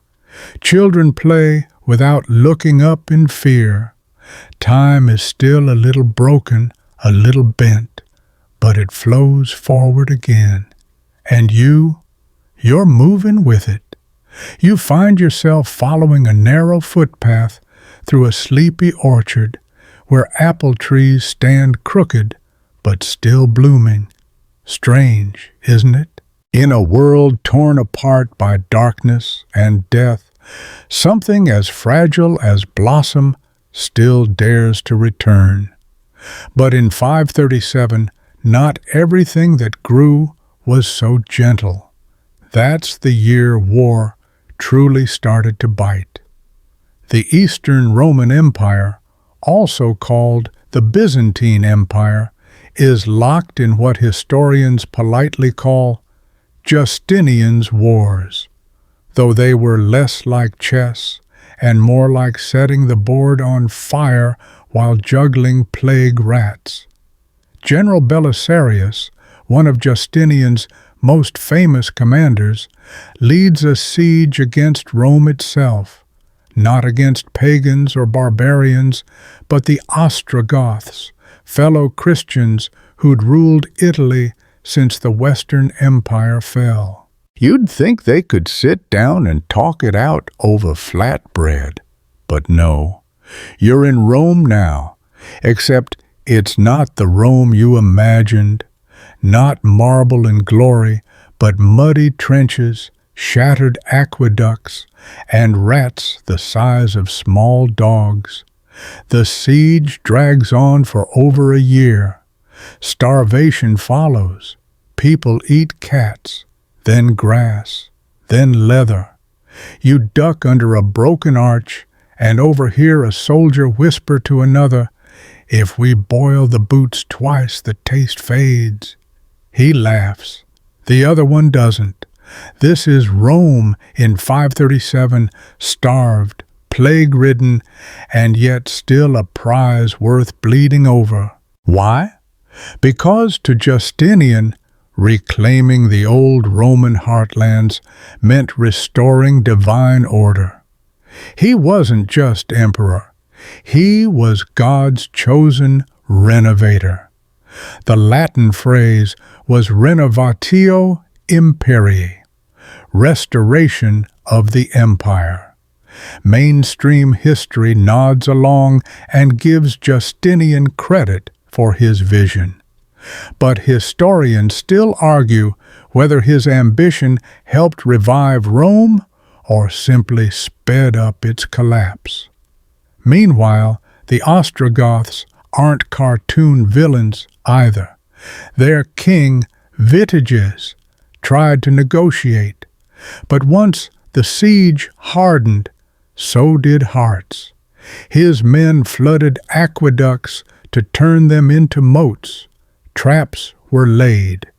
The Tiber ran with blood and waste. In Constantinople, the emperor receives dispatches not only about war, but about a new sickness. Ah, yes, our old friend, the plague. This wasn't your typical seasonal sniffle. This was the Justinianic plague. A bubonic outbreak so devastating it may have killed up to half the population of Constantinople within a few years. Picture it, a merchant in a teal robe dragging a handcart of dried figs. He pauses, coughs once. By nightfall, he's gone cold. By morning, his neighbor is coughing too. In just 1 week, the city drowns in its own breath. You walk past shuttered homes with crosses smeared in ash above the doors.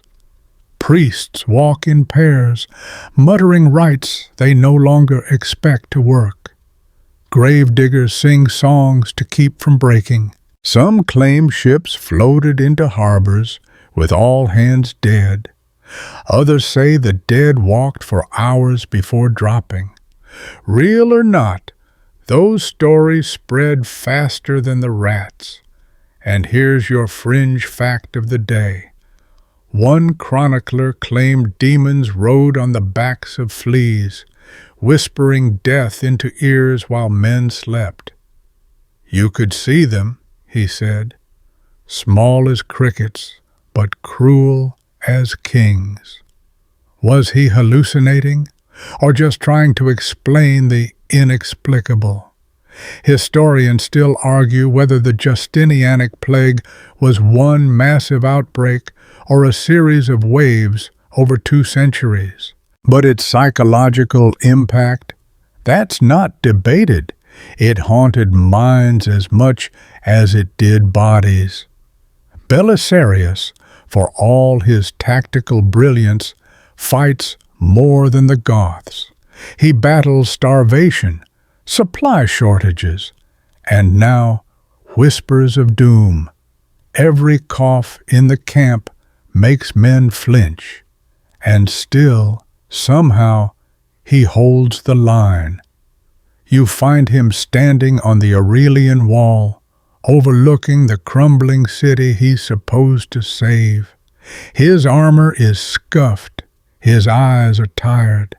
A crow lands nearby. He doesn't shoo it, because what would be the point? Across the empire, Justinian's dream of reunification comes at a terrible cost. Cities are sacked, farmlands ruined, soldiers conscripted or dead, and all under a sky that still refuses to brighten. At the same time, a curious thing begins to stir in the ashes: belief, not just in God, but in prophecy, in signs, in wonders. You visit a small Sicilian chapel where villagers gather each night to watch a single candle. If it flickers eastward, they believe the sun will return. If it sputters, more death. Superstition, yes, but also hope. Another tale.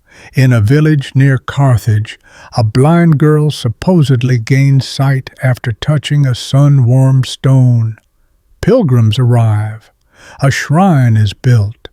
No one questions it too deeply. And isn't that how myths are born? People need stories when facts aren't enough. And in 537, stories were often the only light people had. You wander now through a ruined estate outside Ravenna, where vines choke marble columns and ivy grows from the eyes of forgotten statues.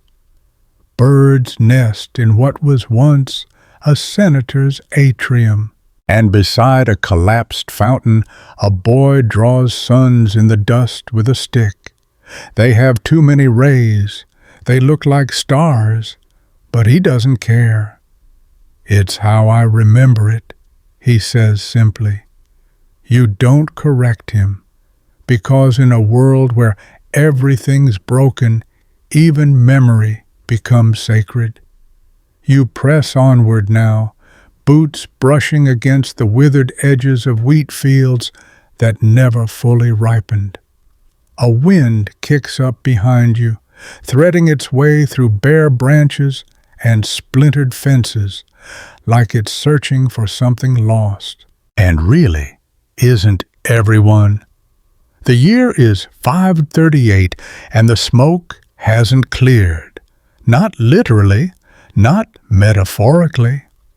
After years of failed harvests, plague, and war, The cracks in civilization begin to widen.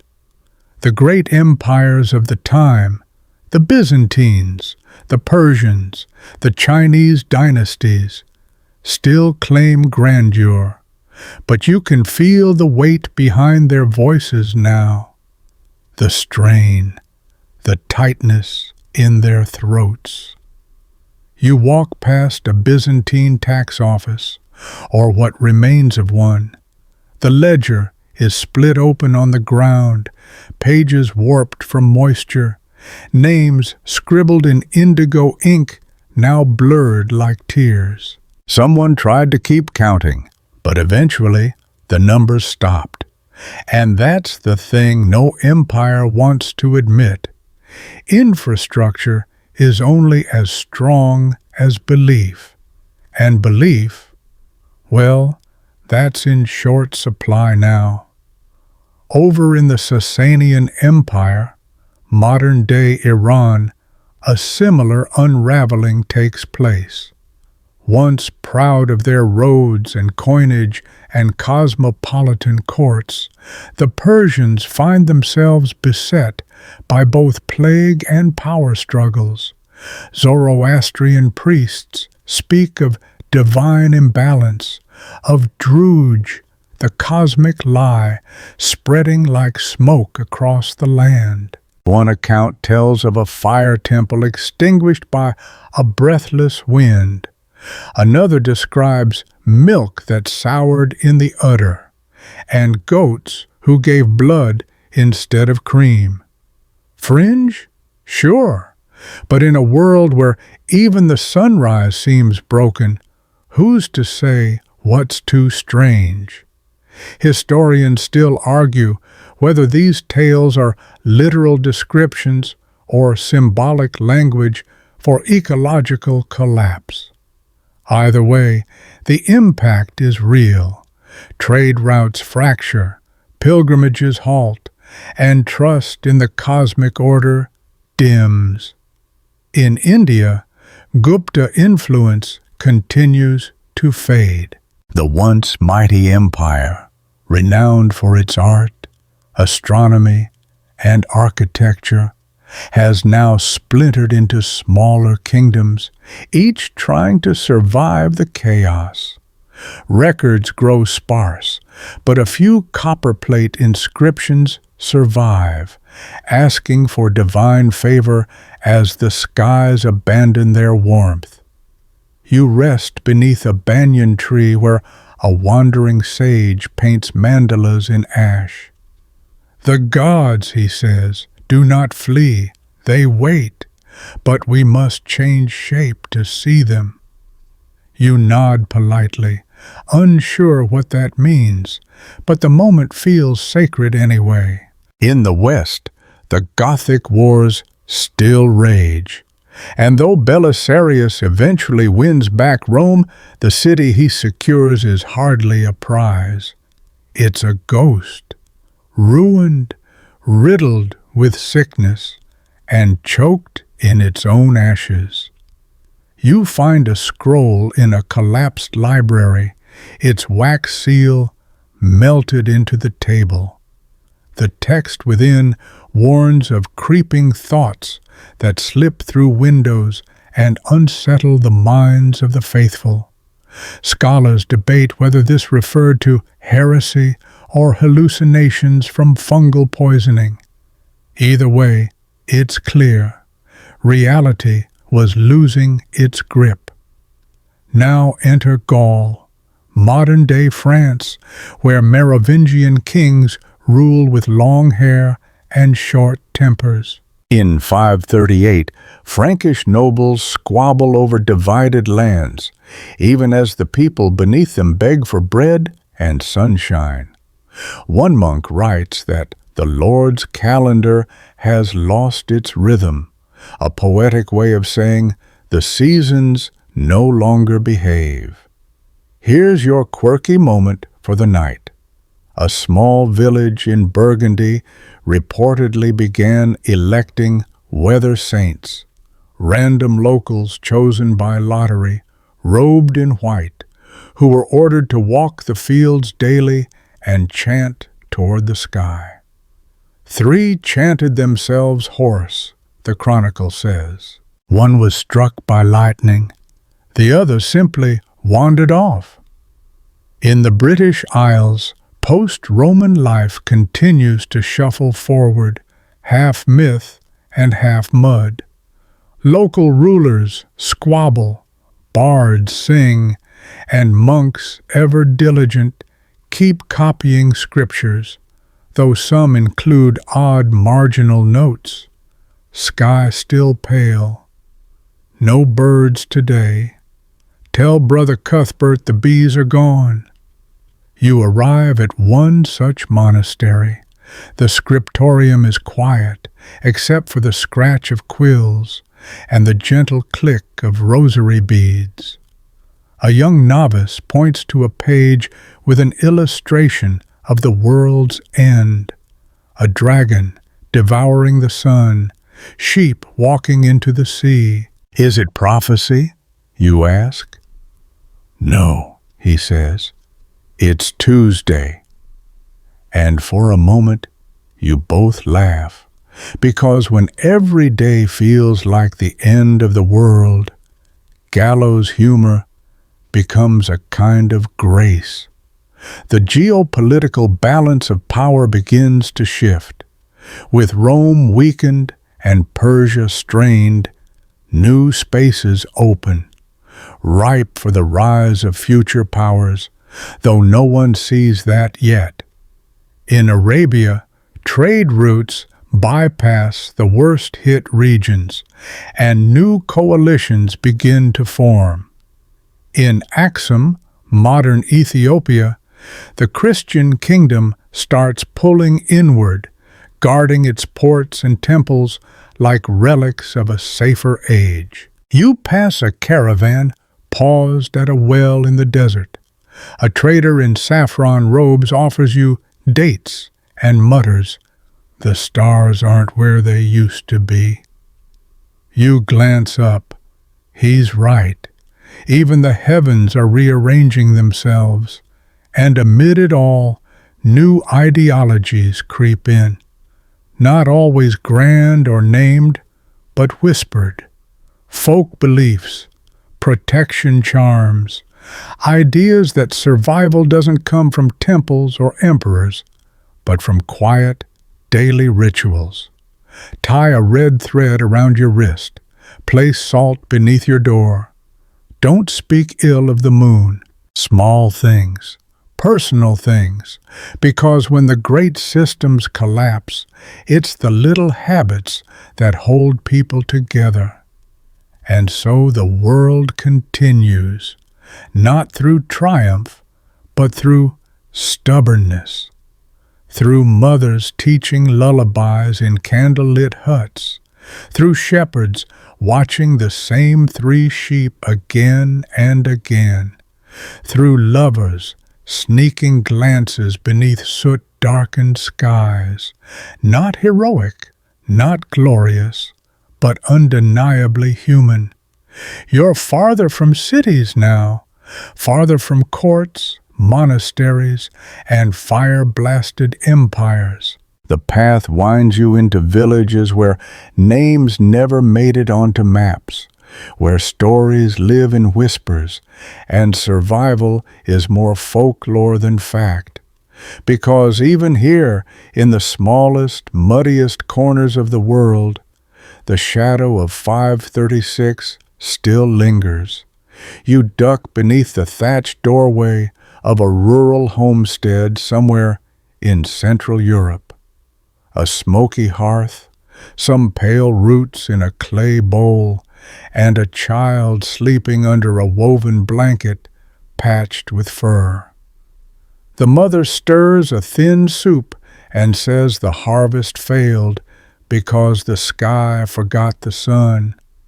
That's how she understands it. And really, isn't that a better explanation than sulfur aerosols and climate models? This is where history goes quiet, not because nothing happened, but because no one wrote it down. Still, evidence survives. Tree ring data from Irish oaks, Scandinavian pines, and Siberian larch all confirm a brutal cold snap, one that lingered not just for a year or two, but for over a decade. Each narrow ring is a botanical cry for help. Less growth, less water, less life. Historians still argue whether 536 was a single catastrophic blow or the start of a longer climate downturn, known as the Late Antique Little Ice Age. But for the people who lived it, those distinctions don't matter. What mattered was food didn't grow. Animals died. Winter came early and stayed late. And when crops fail, societies shrink. You pass a burned-out barn where someone has scratched tally marks into the beams. A child's height, then taller, then abruptly shorter again. You don't know if it marks growth or loss. In China, the Northern Wei dynasty had already fractured, but the 530s sped up the unraveling. Droughts followed by floods, followed by locusts, nature on shuffle, always set to suffering. One report describes a haze that dulled the sun's face, followed by snow in summer and rivers that steamed like kettles. Famines pushed whole families onto the roads, and one account speaks of a woman who carried her dead son wrapped in silk so his soul would not wander hungry. Quirky detail time. One Chinese governor reportedly tried to improve morale by organizing public kite-flying festivals.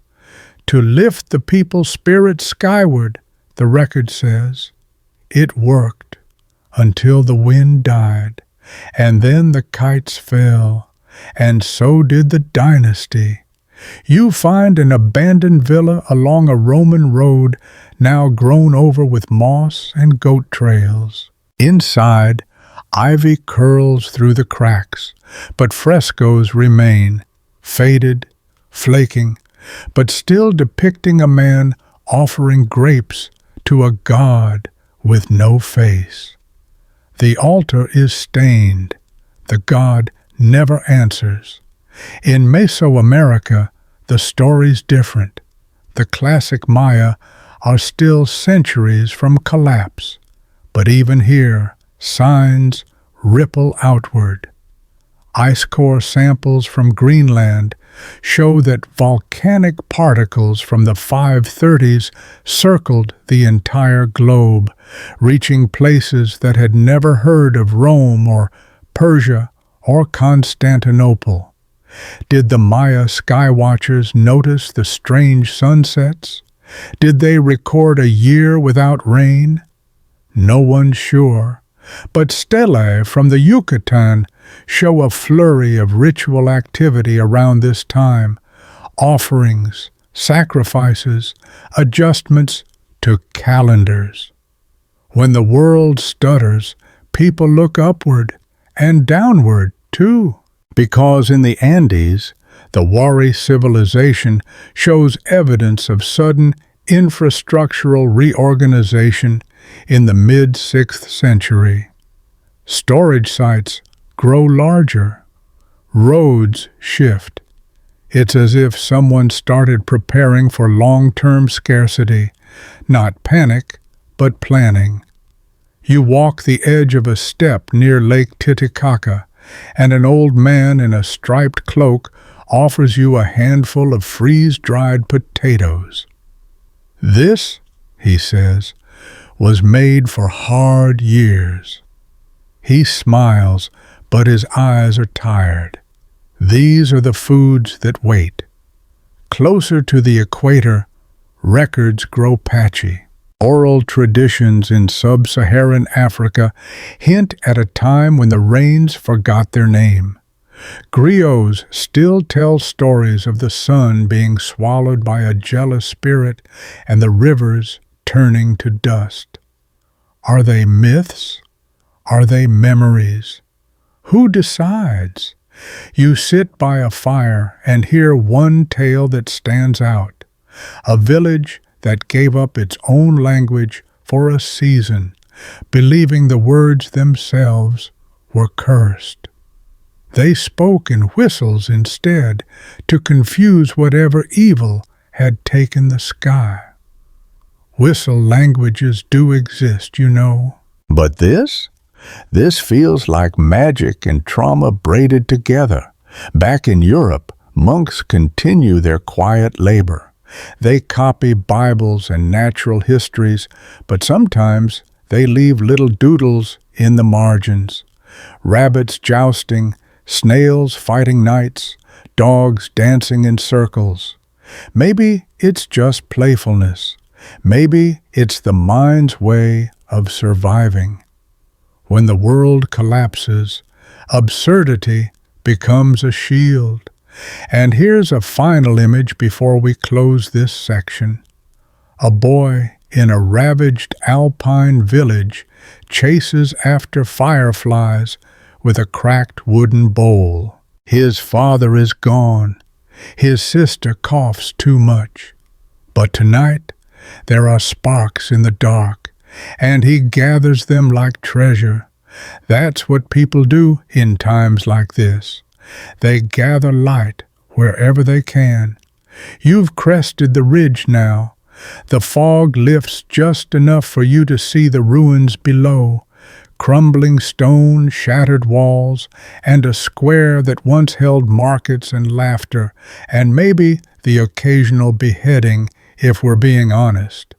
But here, in what was once a thriving outpost of civilization, only silence remains.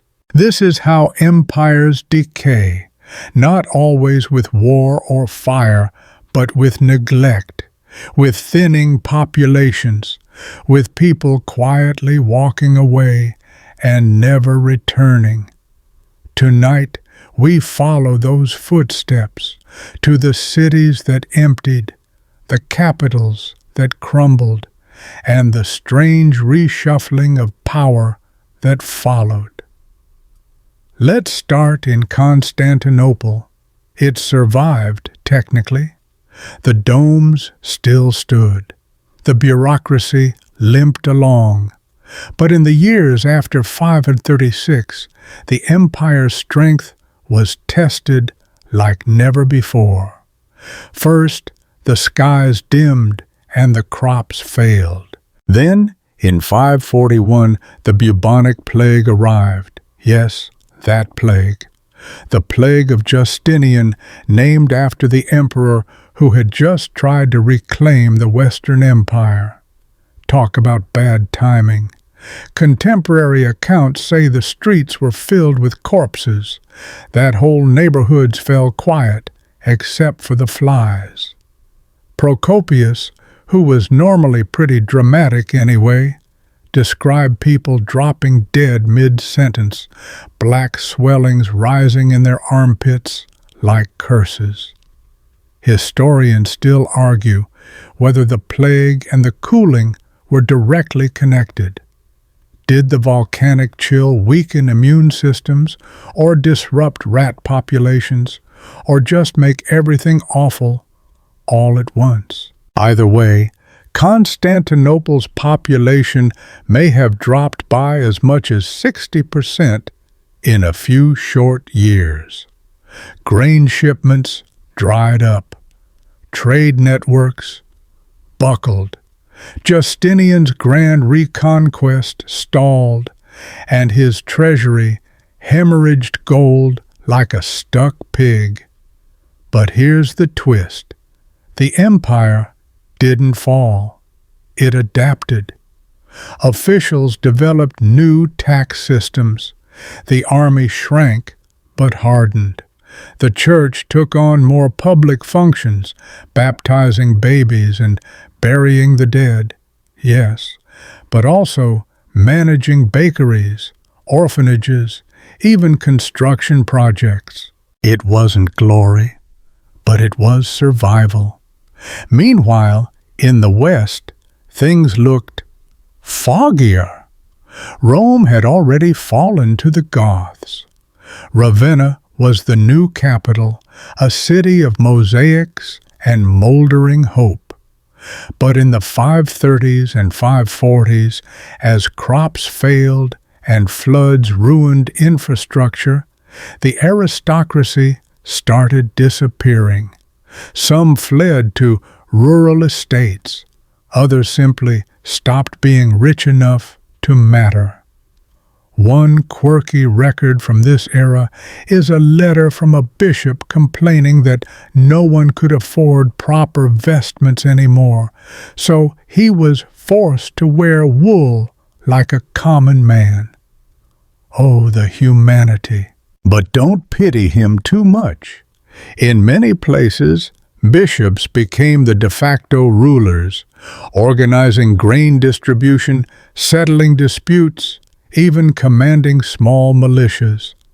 The church filled the power vacuum left by fading Roman institutions. In Gaul, Visigothic and Frankish rulers started marrying into local noble families and converting to Christianity, not always sincerely, but strategically. A new social structure was forming, part Roman, part tribal, part divine right. You can practically hear feudalism creaking to life, like a door slowly opening on rusted hinges. Out in the countryside, something even stranger happens. People build fewer stone structures. They abandon villas.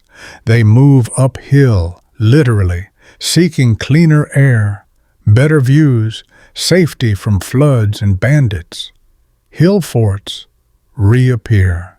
Settlements shrink into tight clusters, and survival becomes communal again.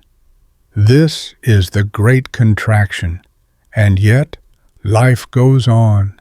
You find a schoolroom in the ruins of Aquileia, where a chalkboard still bears the faint scrawl of Latin verbs: amare, amavi, amatus, to love, to have loved, to be loved. A grammar lesson for a language that's dying. But someone tried to teach it. That matters. In North Africa, the once great city of Carthage sees its aqueducts fail.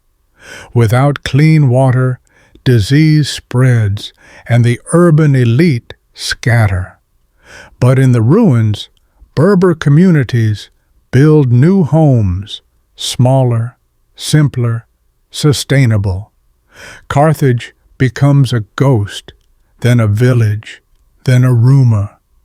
And yet, in these quiet corners, culture doesn't vanish. It mutates. A pot found in 6th century Iberia shows a mix of Roman design and local symbols. Christian crosses carved beside pagan motifs. It's not confusion, it's synthesis. When your world breaks apart, you pick up the pieces however you can. Meanwhile, in Britain, Roman no longer, but not yet medieval, monasteries sprout like moss after rain. The landscape is dotted with simple wooden structures, home to monks who keep bees, copy psalms, and chase after half-feral students with reed switches. And here's your fringe fact. A 6th century British monk wrote a tract insisting that the darkness of 536 was God pulling the curtain closed on sinful eyes.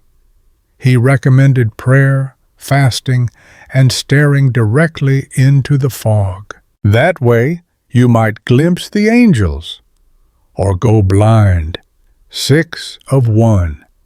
The point is, even in collapse, people looked for meaning. You pass through a town where every doorway has a charm carved above it.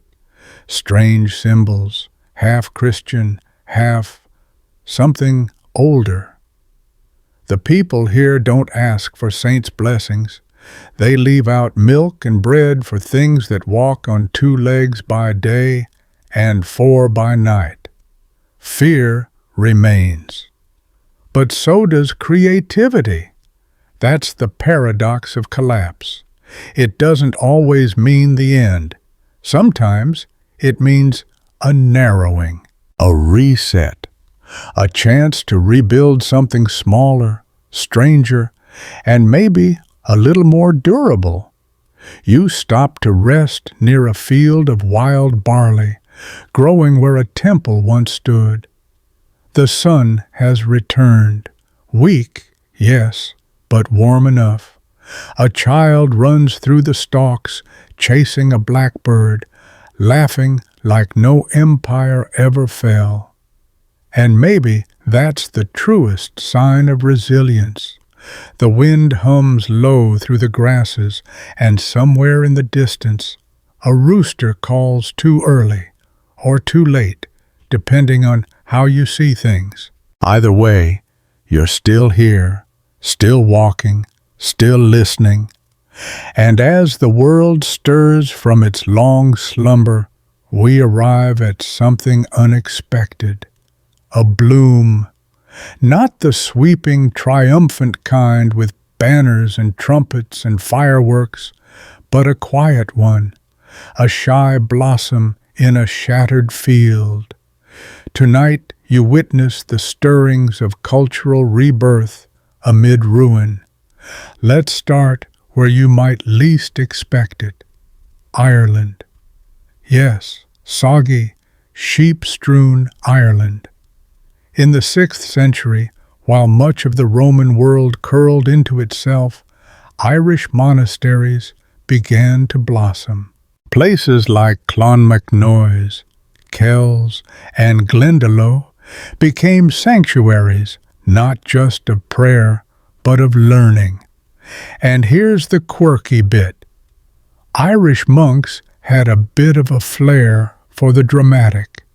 They'd copy texts in shimmering inks, illuminate manuscripts with intricate Celtic knots and fierce golden beasts, and sometimes write marginalia in the form of passive-aggressive prayers. One monk scrawled, "A pox upon the mouse who chewed this page." Honestly? Mood. These monks weren't just preserving Irish knowledge. They were copying Greek, Roman, and Christian texts, sometimes combining them into strange hybrid commentaries. One monk, unsure about Aristotle, added, "Perhaps he knew too much." Historians still argue whether this monastic boom was a direct reaction to the global crisis or simply good timing. But there's no doubt it left footprints across Europe. In fact, Irish missionaries like Saint Columbanus eventually crossed into Gaul and Italy, founding monasteries, preaching to royalty, and debating bishops with the intellectual equivalent of a polite slap in the face. Meanwhile, in Constantinople, battered but not broken, Justinian commissions the Hagia Sophia. Yes, in the wake of plague and chaos, he builds one of the most ambitious architectural marvels the world has ever seen. Its domed roof defies gravity. Its golden mosaics sparkle even in candlelight. And when it opens, people weep. Not because it's religious, though it is, but because it feels like proof that humanity can still create. Call it overcompensation. Call it hope. Either way, it stands. Over in Persia, the Sasanian Empire faces its own struggles: invasions, droughts, court intrigue, thick enough to require a machete. But it, too, adapts. Zoroastrian priests promote agricultural calendars, teach resilience through seasonal rituals, and preserve oral traditions with new urgency. There's even a flowering of art in textiles, intricate patterns of lions, stars, and mythical beasts stitched into robes meant to last through centuries. And then, China. Now, China's a different case entirely. The southern dynasties remain fractured. The northern Wei have already collapsed, and the Sui are still a glimmer on the horizon. But Buddhist monasteries become centers of both faith and medicine. Some monks begin writing strange new alchemical texts, recipes to create elixirs, healing pastes, and pills meant to cool the internal fire. Historians still debate whether some of these formulas actually worked or just made your tongue go numb and your hair fall out. But the effort was there. And speaking of hair, let's jump to Ethiopia. Yes, really. Aksum, once a booming Red Sea trade power, is beginning to shrink under the pressure of shifting monsoons and fading trade routes. But religious art continues to thrive. Stone churches carved directly into hillsides, crosses etched into ivory, and colorful scrolls depicting saints fending off demons, bandits, and the occasional, very grumpy lion. These images tell a story of faith enduring in silence, of color blooming in the cracks. You pause near a half-fallen chapel and run your fingers along a carving of a peacock, an ancient symbol of renewal. It's missing half its tail, but it's still here. Now, let's get a little fringe. Some researchers propose that in the wake of the 536 event, people became more obsessed with astrology. Not the casual, what's your moon sign kind, but the serious, track the skies for omens because the world might end again kind. In Byzantine records, there's an uptick in star charts. In Mesopotamian texts, a sudden reinterest in lunar eclipses. Even Norse sagas begin referencing sun-eating wolves more frequently, as if trying to give a face to the cosmic devourer. One strange source from the Middle East, likely apocryphal, claims that men sought truth in the stars when they could not find it on earth. Romantic, slightly melodramatic, entirely on brand, and yet it tracks. When the world darkens, we look up. Across the globe, oral traditions begin shifting. In Scandinavia, myths of Fimbulwinter, the great cold before the end of days, grow more detailed. In Polynesia, stories emerge of the year with no birdsong, when the sky turned to ash and the gods fell silent. These aren't just legends, they're memories, etched in metaphor. You begin to realize something important. This wasn't a single before and after moment. It wasn't the apocalypse. It was more like a reshuffling, harsh, strange, and disorienting. But within that disruption came creativity, adaptability, reinvention. New scripts formed in India. New textiles emerged in Mesoamerica. Even in post-Roman Britain, epic poems, blending myth, memory, and heroic exaggeration, begin to circulate in dusty mead halls. Not just Beowulf, others too, now lost, but once sung by candlelight. And through it all, people watched the sun. When it returned in full, after almost 2 years, there are reports of celebrations. Modest, of course, because grain was still tight and spirits worn thin, but joyful nonetheless.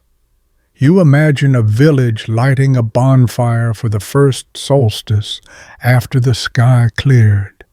Children pointing upward, elders murmuring half-remembered prayers, a girl playing a flute made from a hollow reed. It wasn't a new beginning, but it was enough. So here, amid cracked roads and cold chapels and stitched manuscripts, we find something soft, something glowing.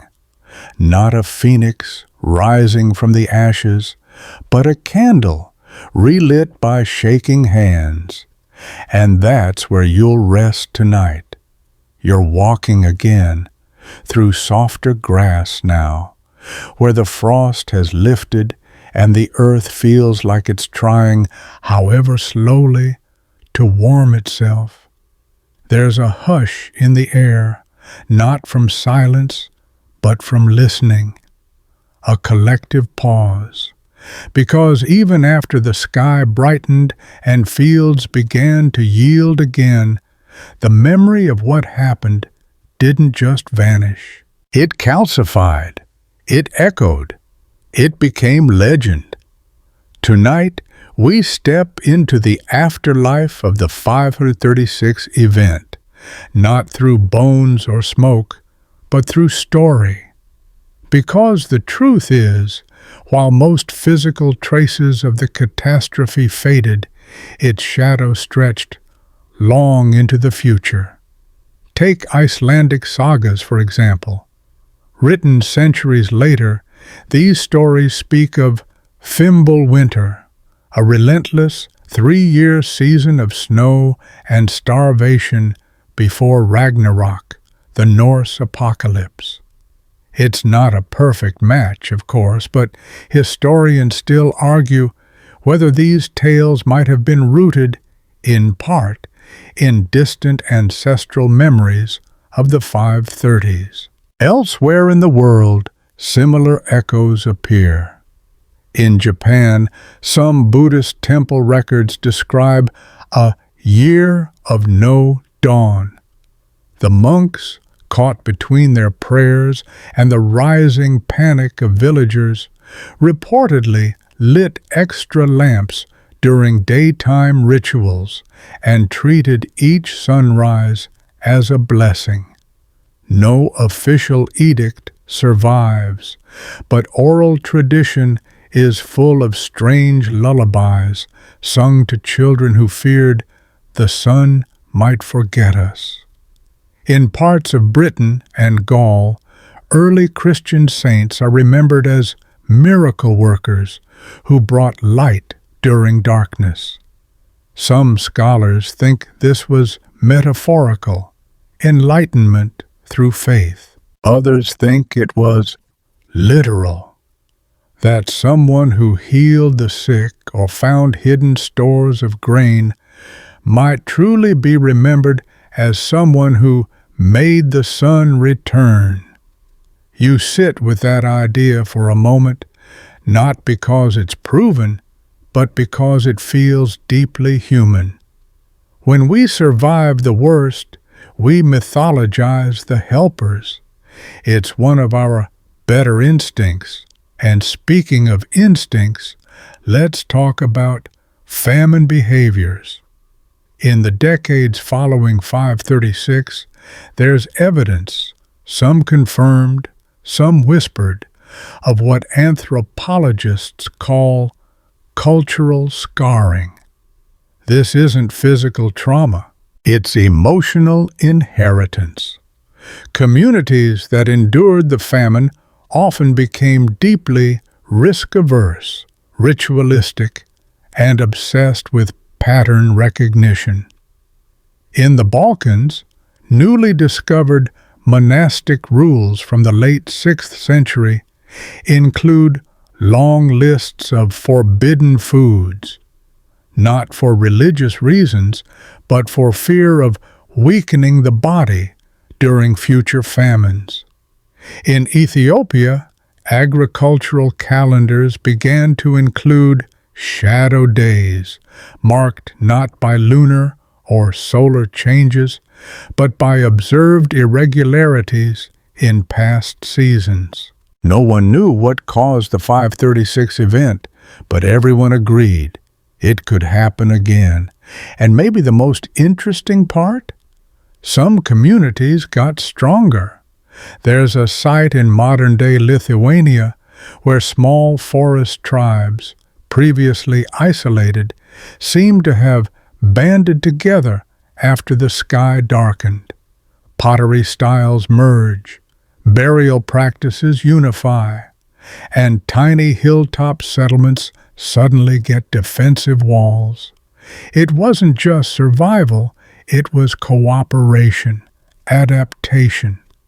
Same with parts of Central Asia, where nomadic herders began experimenting with semi-permanent dwellings, building what archaeologists half-jokingly call proto-yurts. These changes may not have been glamorous, but they worked. You pass a stone that might once have been a foundation. The moss growing on it is ancient enough to look like script. Now, here's a fun fringe tidbit for you. There's a theory, granted, it's on the speculative end, that says some vampire folklore might have roots in this post-cataclysm era. The idea is that when villages dug up shallow graves during later famines, they found unsettling remains. Bloated bodies, blood at the mouth, odd postures, all normal decomposition, of course, but to a terrified, grieving community, monsters. And so the idea of the restless dead, those who rise when the world is out of balance, may have crystallized not in horror, but in hunger. A chill settles on your shoulders. You pull your cloak tighter. This is the part of history we rarely talk about. The aftermath that isn't heroic or dramatic, but weary. The years when people stopped writing about miracles and started counting sacks of barley. When entire generations grew up hearing stories about the dark time and quietly vowed to never waste food, never curse the sun, never question the value of a full stomach. You wonder briefly if our own century might leave scars like that. If some future historian will find a tweet or a TikTok and read it like an ancient poem, half absurd, half profound, and wonder what we really felt. Because when the world shifts under your feet, you don't always leave behind epic declarations. Sometimes you just leave a cracked bowl mended with wax, a child's drawing of a full moon, a road worn smooth by footsteps headed somewhere, anywhere, that isn't here. And that's the real inheritance of 536, not just the darkness, but the path forward. Across Europe and Asia, religious thought evolves. Pagan temples become Christian altars. Ancestor worship merges with monastic devotion. Even the idea of apocalypse becomes more structured. Timelines emerge. Omens are cataloged. The end of the world is given chapters. Why? Because once you've lived through something that felt like the end, you start needing it to have meaning. The Byzantine philosopher John Philoponus, writing in the aftermath of the event, tried to explain the dimming sky with science, not divine wrath, but celestial causes. He failed, mostly, but the attempt mattered. It marked a shift from myth to mechanism, from fearing the gods to understanding the heavens. The road dips now, and you hear water nearby. A small river, maybe, or just a stream fat with meltwater. You follow it for a while, watching the starlight ripple across the surface like candlelight through glass. No monsters here, no saints, just the sound of running water and the stories it carries downstream. One of them is yours now. The stream curves away, lost in reeds and moonshadow, and you find yourself crossing a low rise, barely more than a swell in the land, but high enough to see the ghost lines of where people once lived. Settlements that blinked into life, flickered through crisis, and faded without even a proper goodbye. You imagine the fires they built, the prayers they muttered, the legends they passed down, not because they wanted to, but because silence felt too heavy. And now we approach the final echoes of the 536 disaster.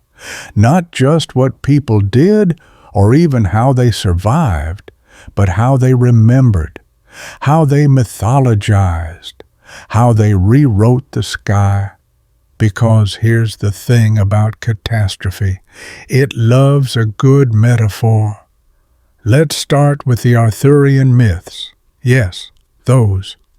King Arthur, Camelot, swords in stones, and ladies in lakes. While the legend took shape centuries later, many scholars trace its earliest roots to this very period, specifically the decades following the mid-6th century darkness. Britain was fractured then. Roman rule had collapsed. The Saxons had arrived. The old tribal loyalties were shredded like so many scrolls in the wind. And yet, stories began to coalesce about a great leader who had once held back the tide of ruin, a just ruler, now gone, who might return when the land needed him most. Historians still argue whether Arthur was a real person, a stitched-together folk memory, or an outright invention. But the emotional need for him? That's real. In the wake of darkness, people don't just crave light. They crave heroes who could have saved them, if only they'd been there. You pause near what looks like the outline of a ring fort, stones sunken low like teeth. In Ireland, legends of the Tuatha De Danann, the Shining Ones, the old gods, shift during this era.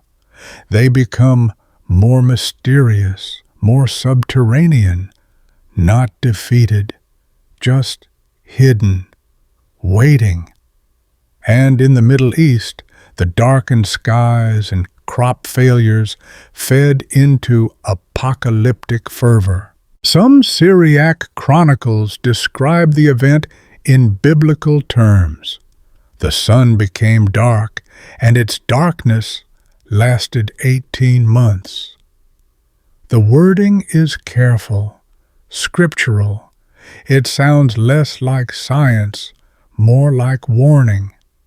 The end times weren't just near, they were present tense, but not every narrative was despairing. In China, Tang Dynasty poets would later refer to the mourning years of earlier generations. In their verses, the skies that once failed to rise became poetic metaphors for loss, transition, even rebirth. One early 7th century poem likens the return of sunlight to a widow finally lifting her veil, a slow, hesitant moment of grace. You picture the scribe's hand, ink trembling slightly, not from fear, but from reverence. To survive something massive and then name it in verse is its own kind of bravery. And that leads us to one final ripple of the 536 cataclysm, its shaping of time. In the decades following the event, various cultures began developing more precise ways to track years, calendars, annals, even rudimentary clocks. It's as if the instability of nature pushed people to seek stability elsewhere. If the sky could no longer be trusted, maybe the scribes could be. The Byzantine Empire, in particular, saw a rise in what scholars now call chronographic anxiety, a deep urge to pin events to exact dates. Suddenly, history wasn't just story, it was ledger with consequences. In Ethiopia, the Kibra Nagast, a 14th century epic with roots in older oral traditions, records periods of judgment marked by dark suns and bloodless crops. Are these literal references to 536? Maybe not. But the language echoes, the shadows stretch. And here's a wonderfully odd detail. In parts of northern Europe, some ancient game boards were carved with sun marks, little notches meant to track the return of light. They weren't just for strategy, they were for waiting. You'd play while watching the sky, hoping the day wasn't shorter than yesterday, hoping you hadn't angered something invisible. You stand now at the edge of what might have been a field, long since wild again. In your mind you can almost see the wheat that failed to grow here. Hear the muttered curses, the whispered prayers, but also the resilience. Because through it all, people adapted. They revised their gods. They rewrote their epics. They found new reasons to believe in the future, even if it had to be invented from scratch. And maybe that's the most beautiful thing about this story, not the dust in the air or the silence in the fields, but the defiance, the refusal to accept that darkness was permanent. One scholar, half joking but only just, called 536 the year hope went on probation. But hope didn't quit. It hid, maybe, slept, definitely, but it never died. You take a deep breath and the air tastes cleaner, not like victory, but like clarity. You've walked through famine and fear and ash. You've seen empires crack and saints stumble. You've heard poets whisper and farmers weep. And now you see what they left behind. Not just ruins and relics, but resilience, pressed like a seed into the dark. Because even after the sun failed, the stories didn't. The final stretch of road is soft beneath your feet, packed down by centuries of footsteps and forgotten storms. There's dew on the grass now, silver-tipped and weightless, like the night itself is exhaling. You've made it through the dark age of 536, and what you find at the end isn't a bang or a whimper. It's a whisper. Because the greatest mystery of that strange year isn't just the volcanoes or the famines or the plagues. It's how we survived it, how we kept going. And in this final chapter, we return to a simple question. What did it all mean? If you ask modern scientists, they'll give you data. Ice core layers from Greenland and Antarctica show volcanic glass and sulfur spikes in 536, then again in 540, and yet again in 547.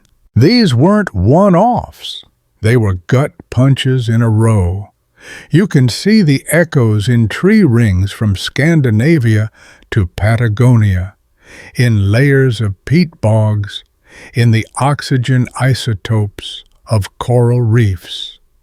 Even the rings inside stalactites whisper of cooler, darker years. The earth remembers. And historians, they stitch those fragments into something human, into stories.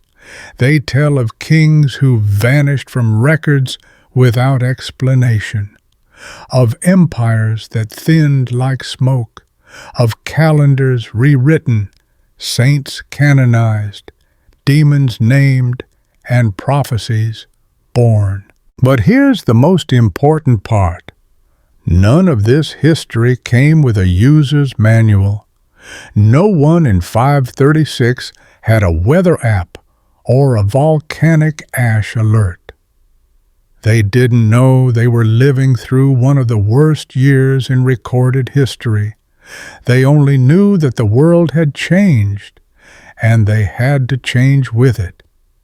And so they adapted. In China, Buddhist monasteries stepped up as food providers and emergency hospitals. In Constantinople, bureaucrats created complex systems to move grain from Africa to Europe by boat. In Mesoamerica, new rituals emerged to try and appease the sky gods. And across Europe, people began rebuilding, not just their homes, but their explanations.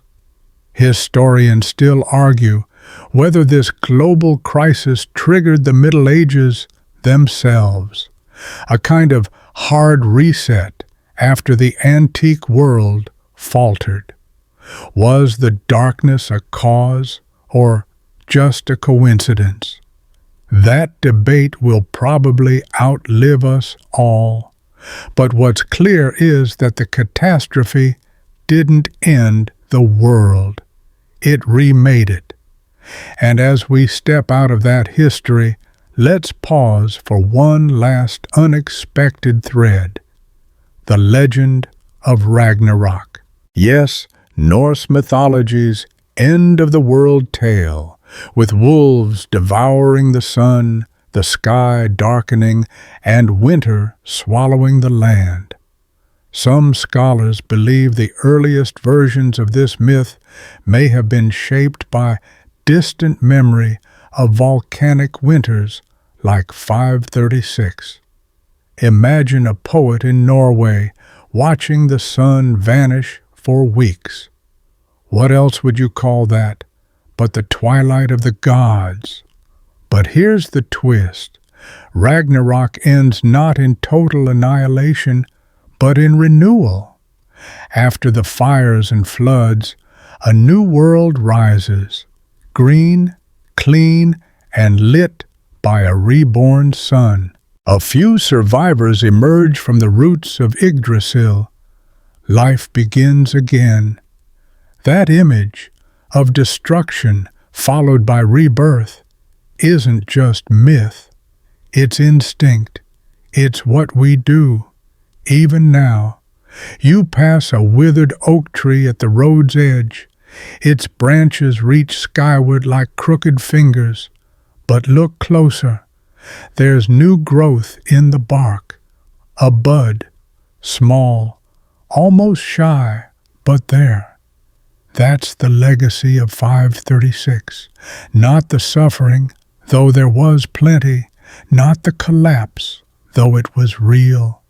The legacy is the survival, the strange ways people told their stories, not to explain it all, but to carry it, to make it endurable, to pass it on so others might walk through their own darkness and recognize the path.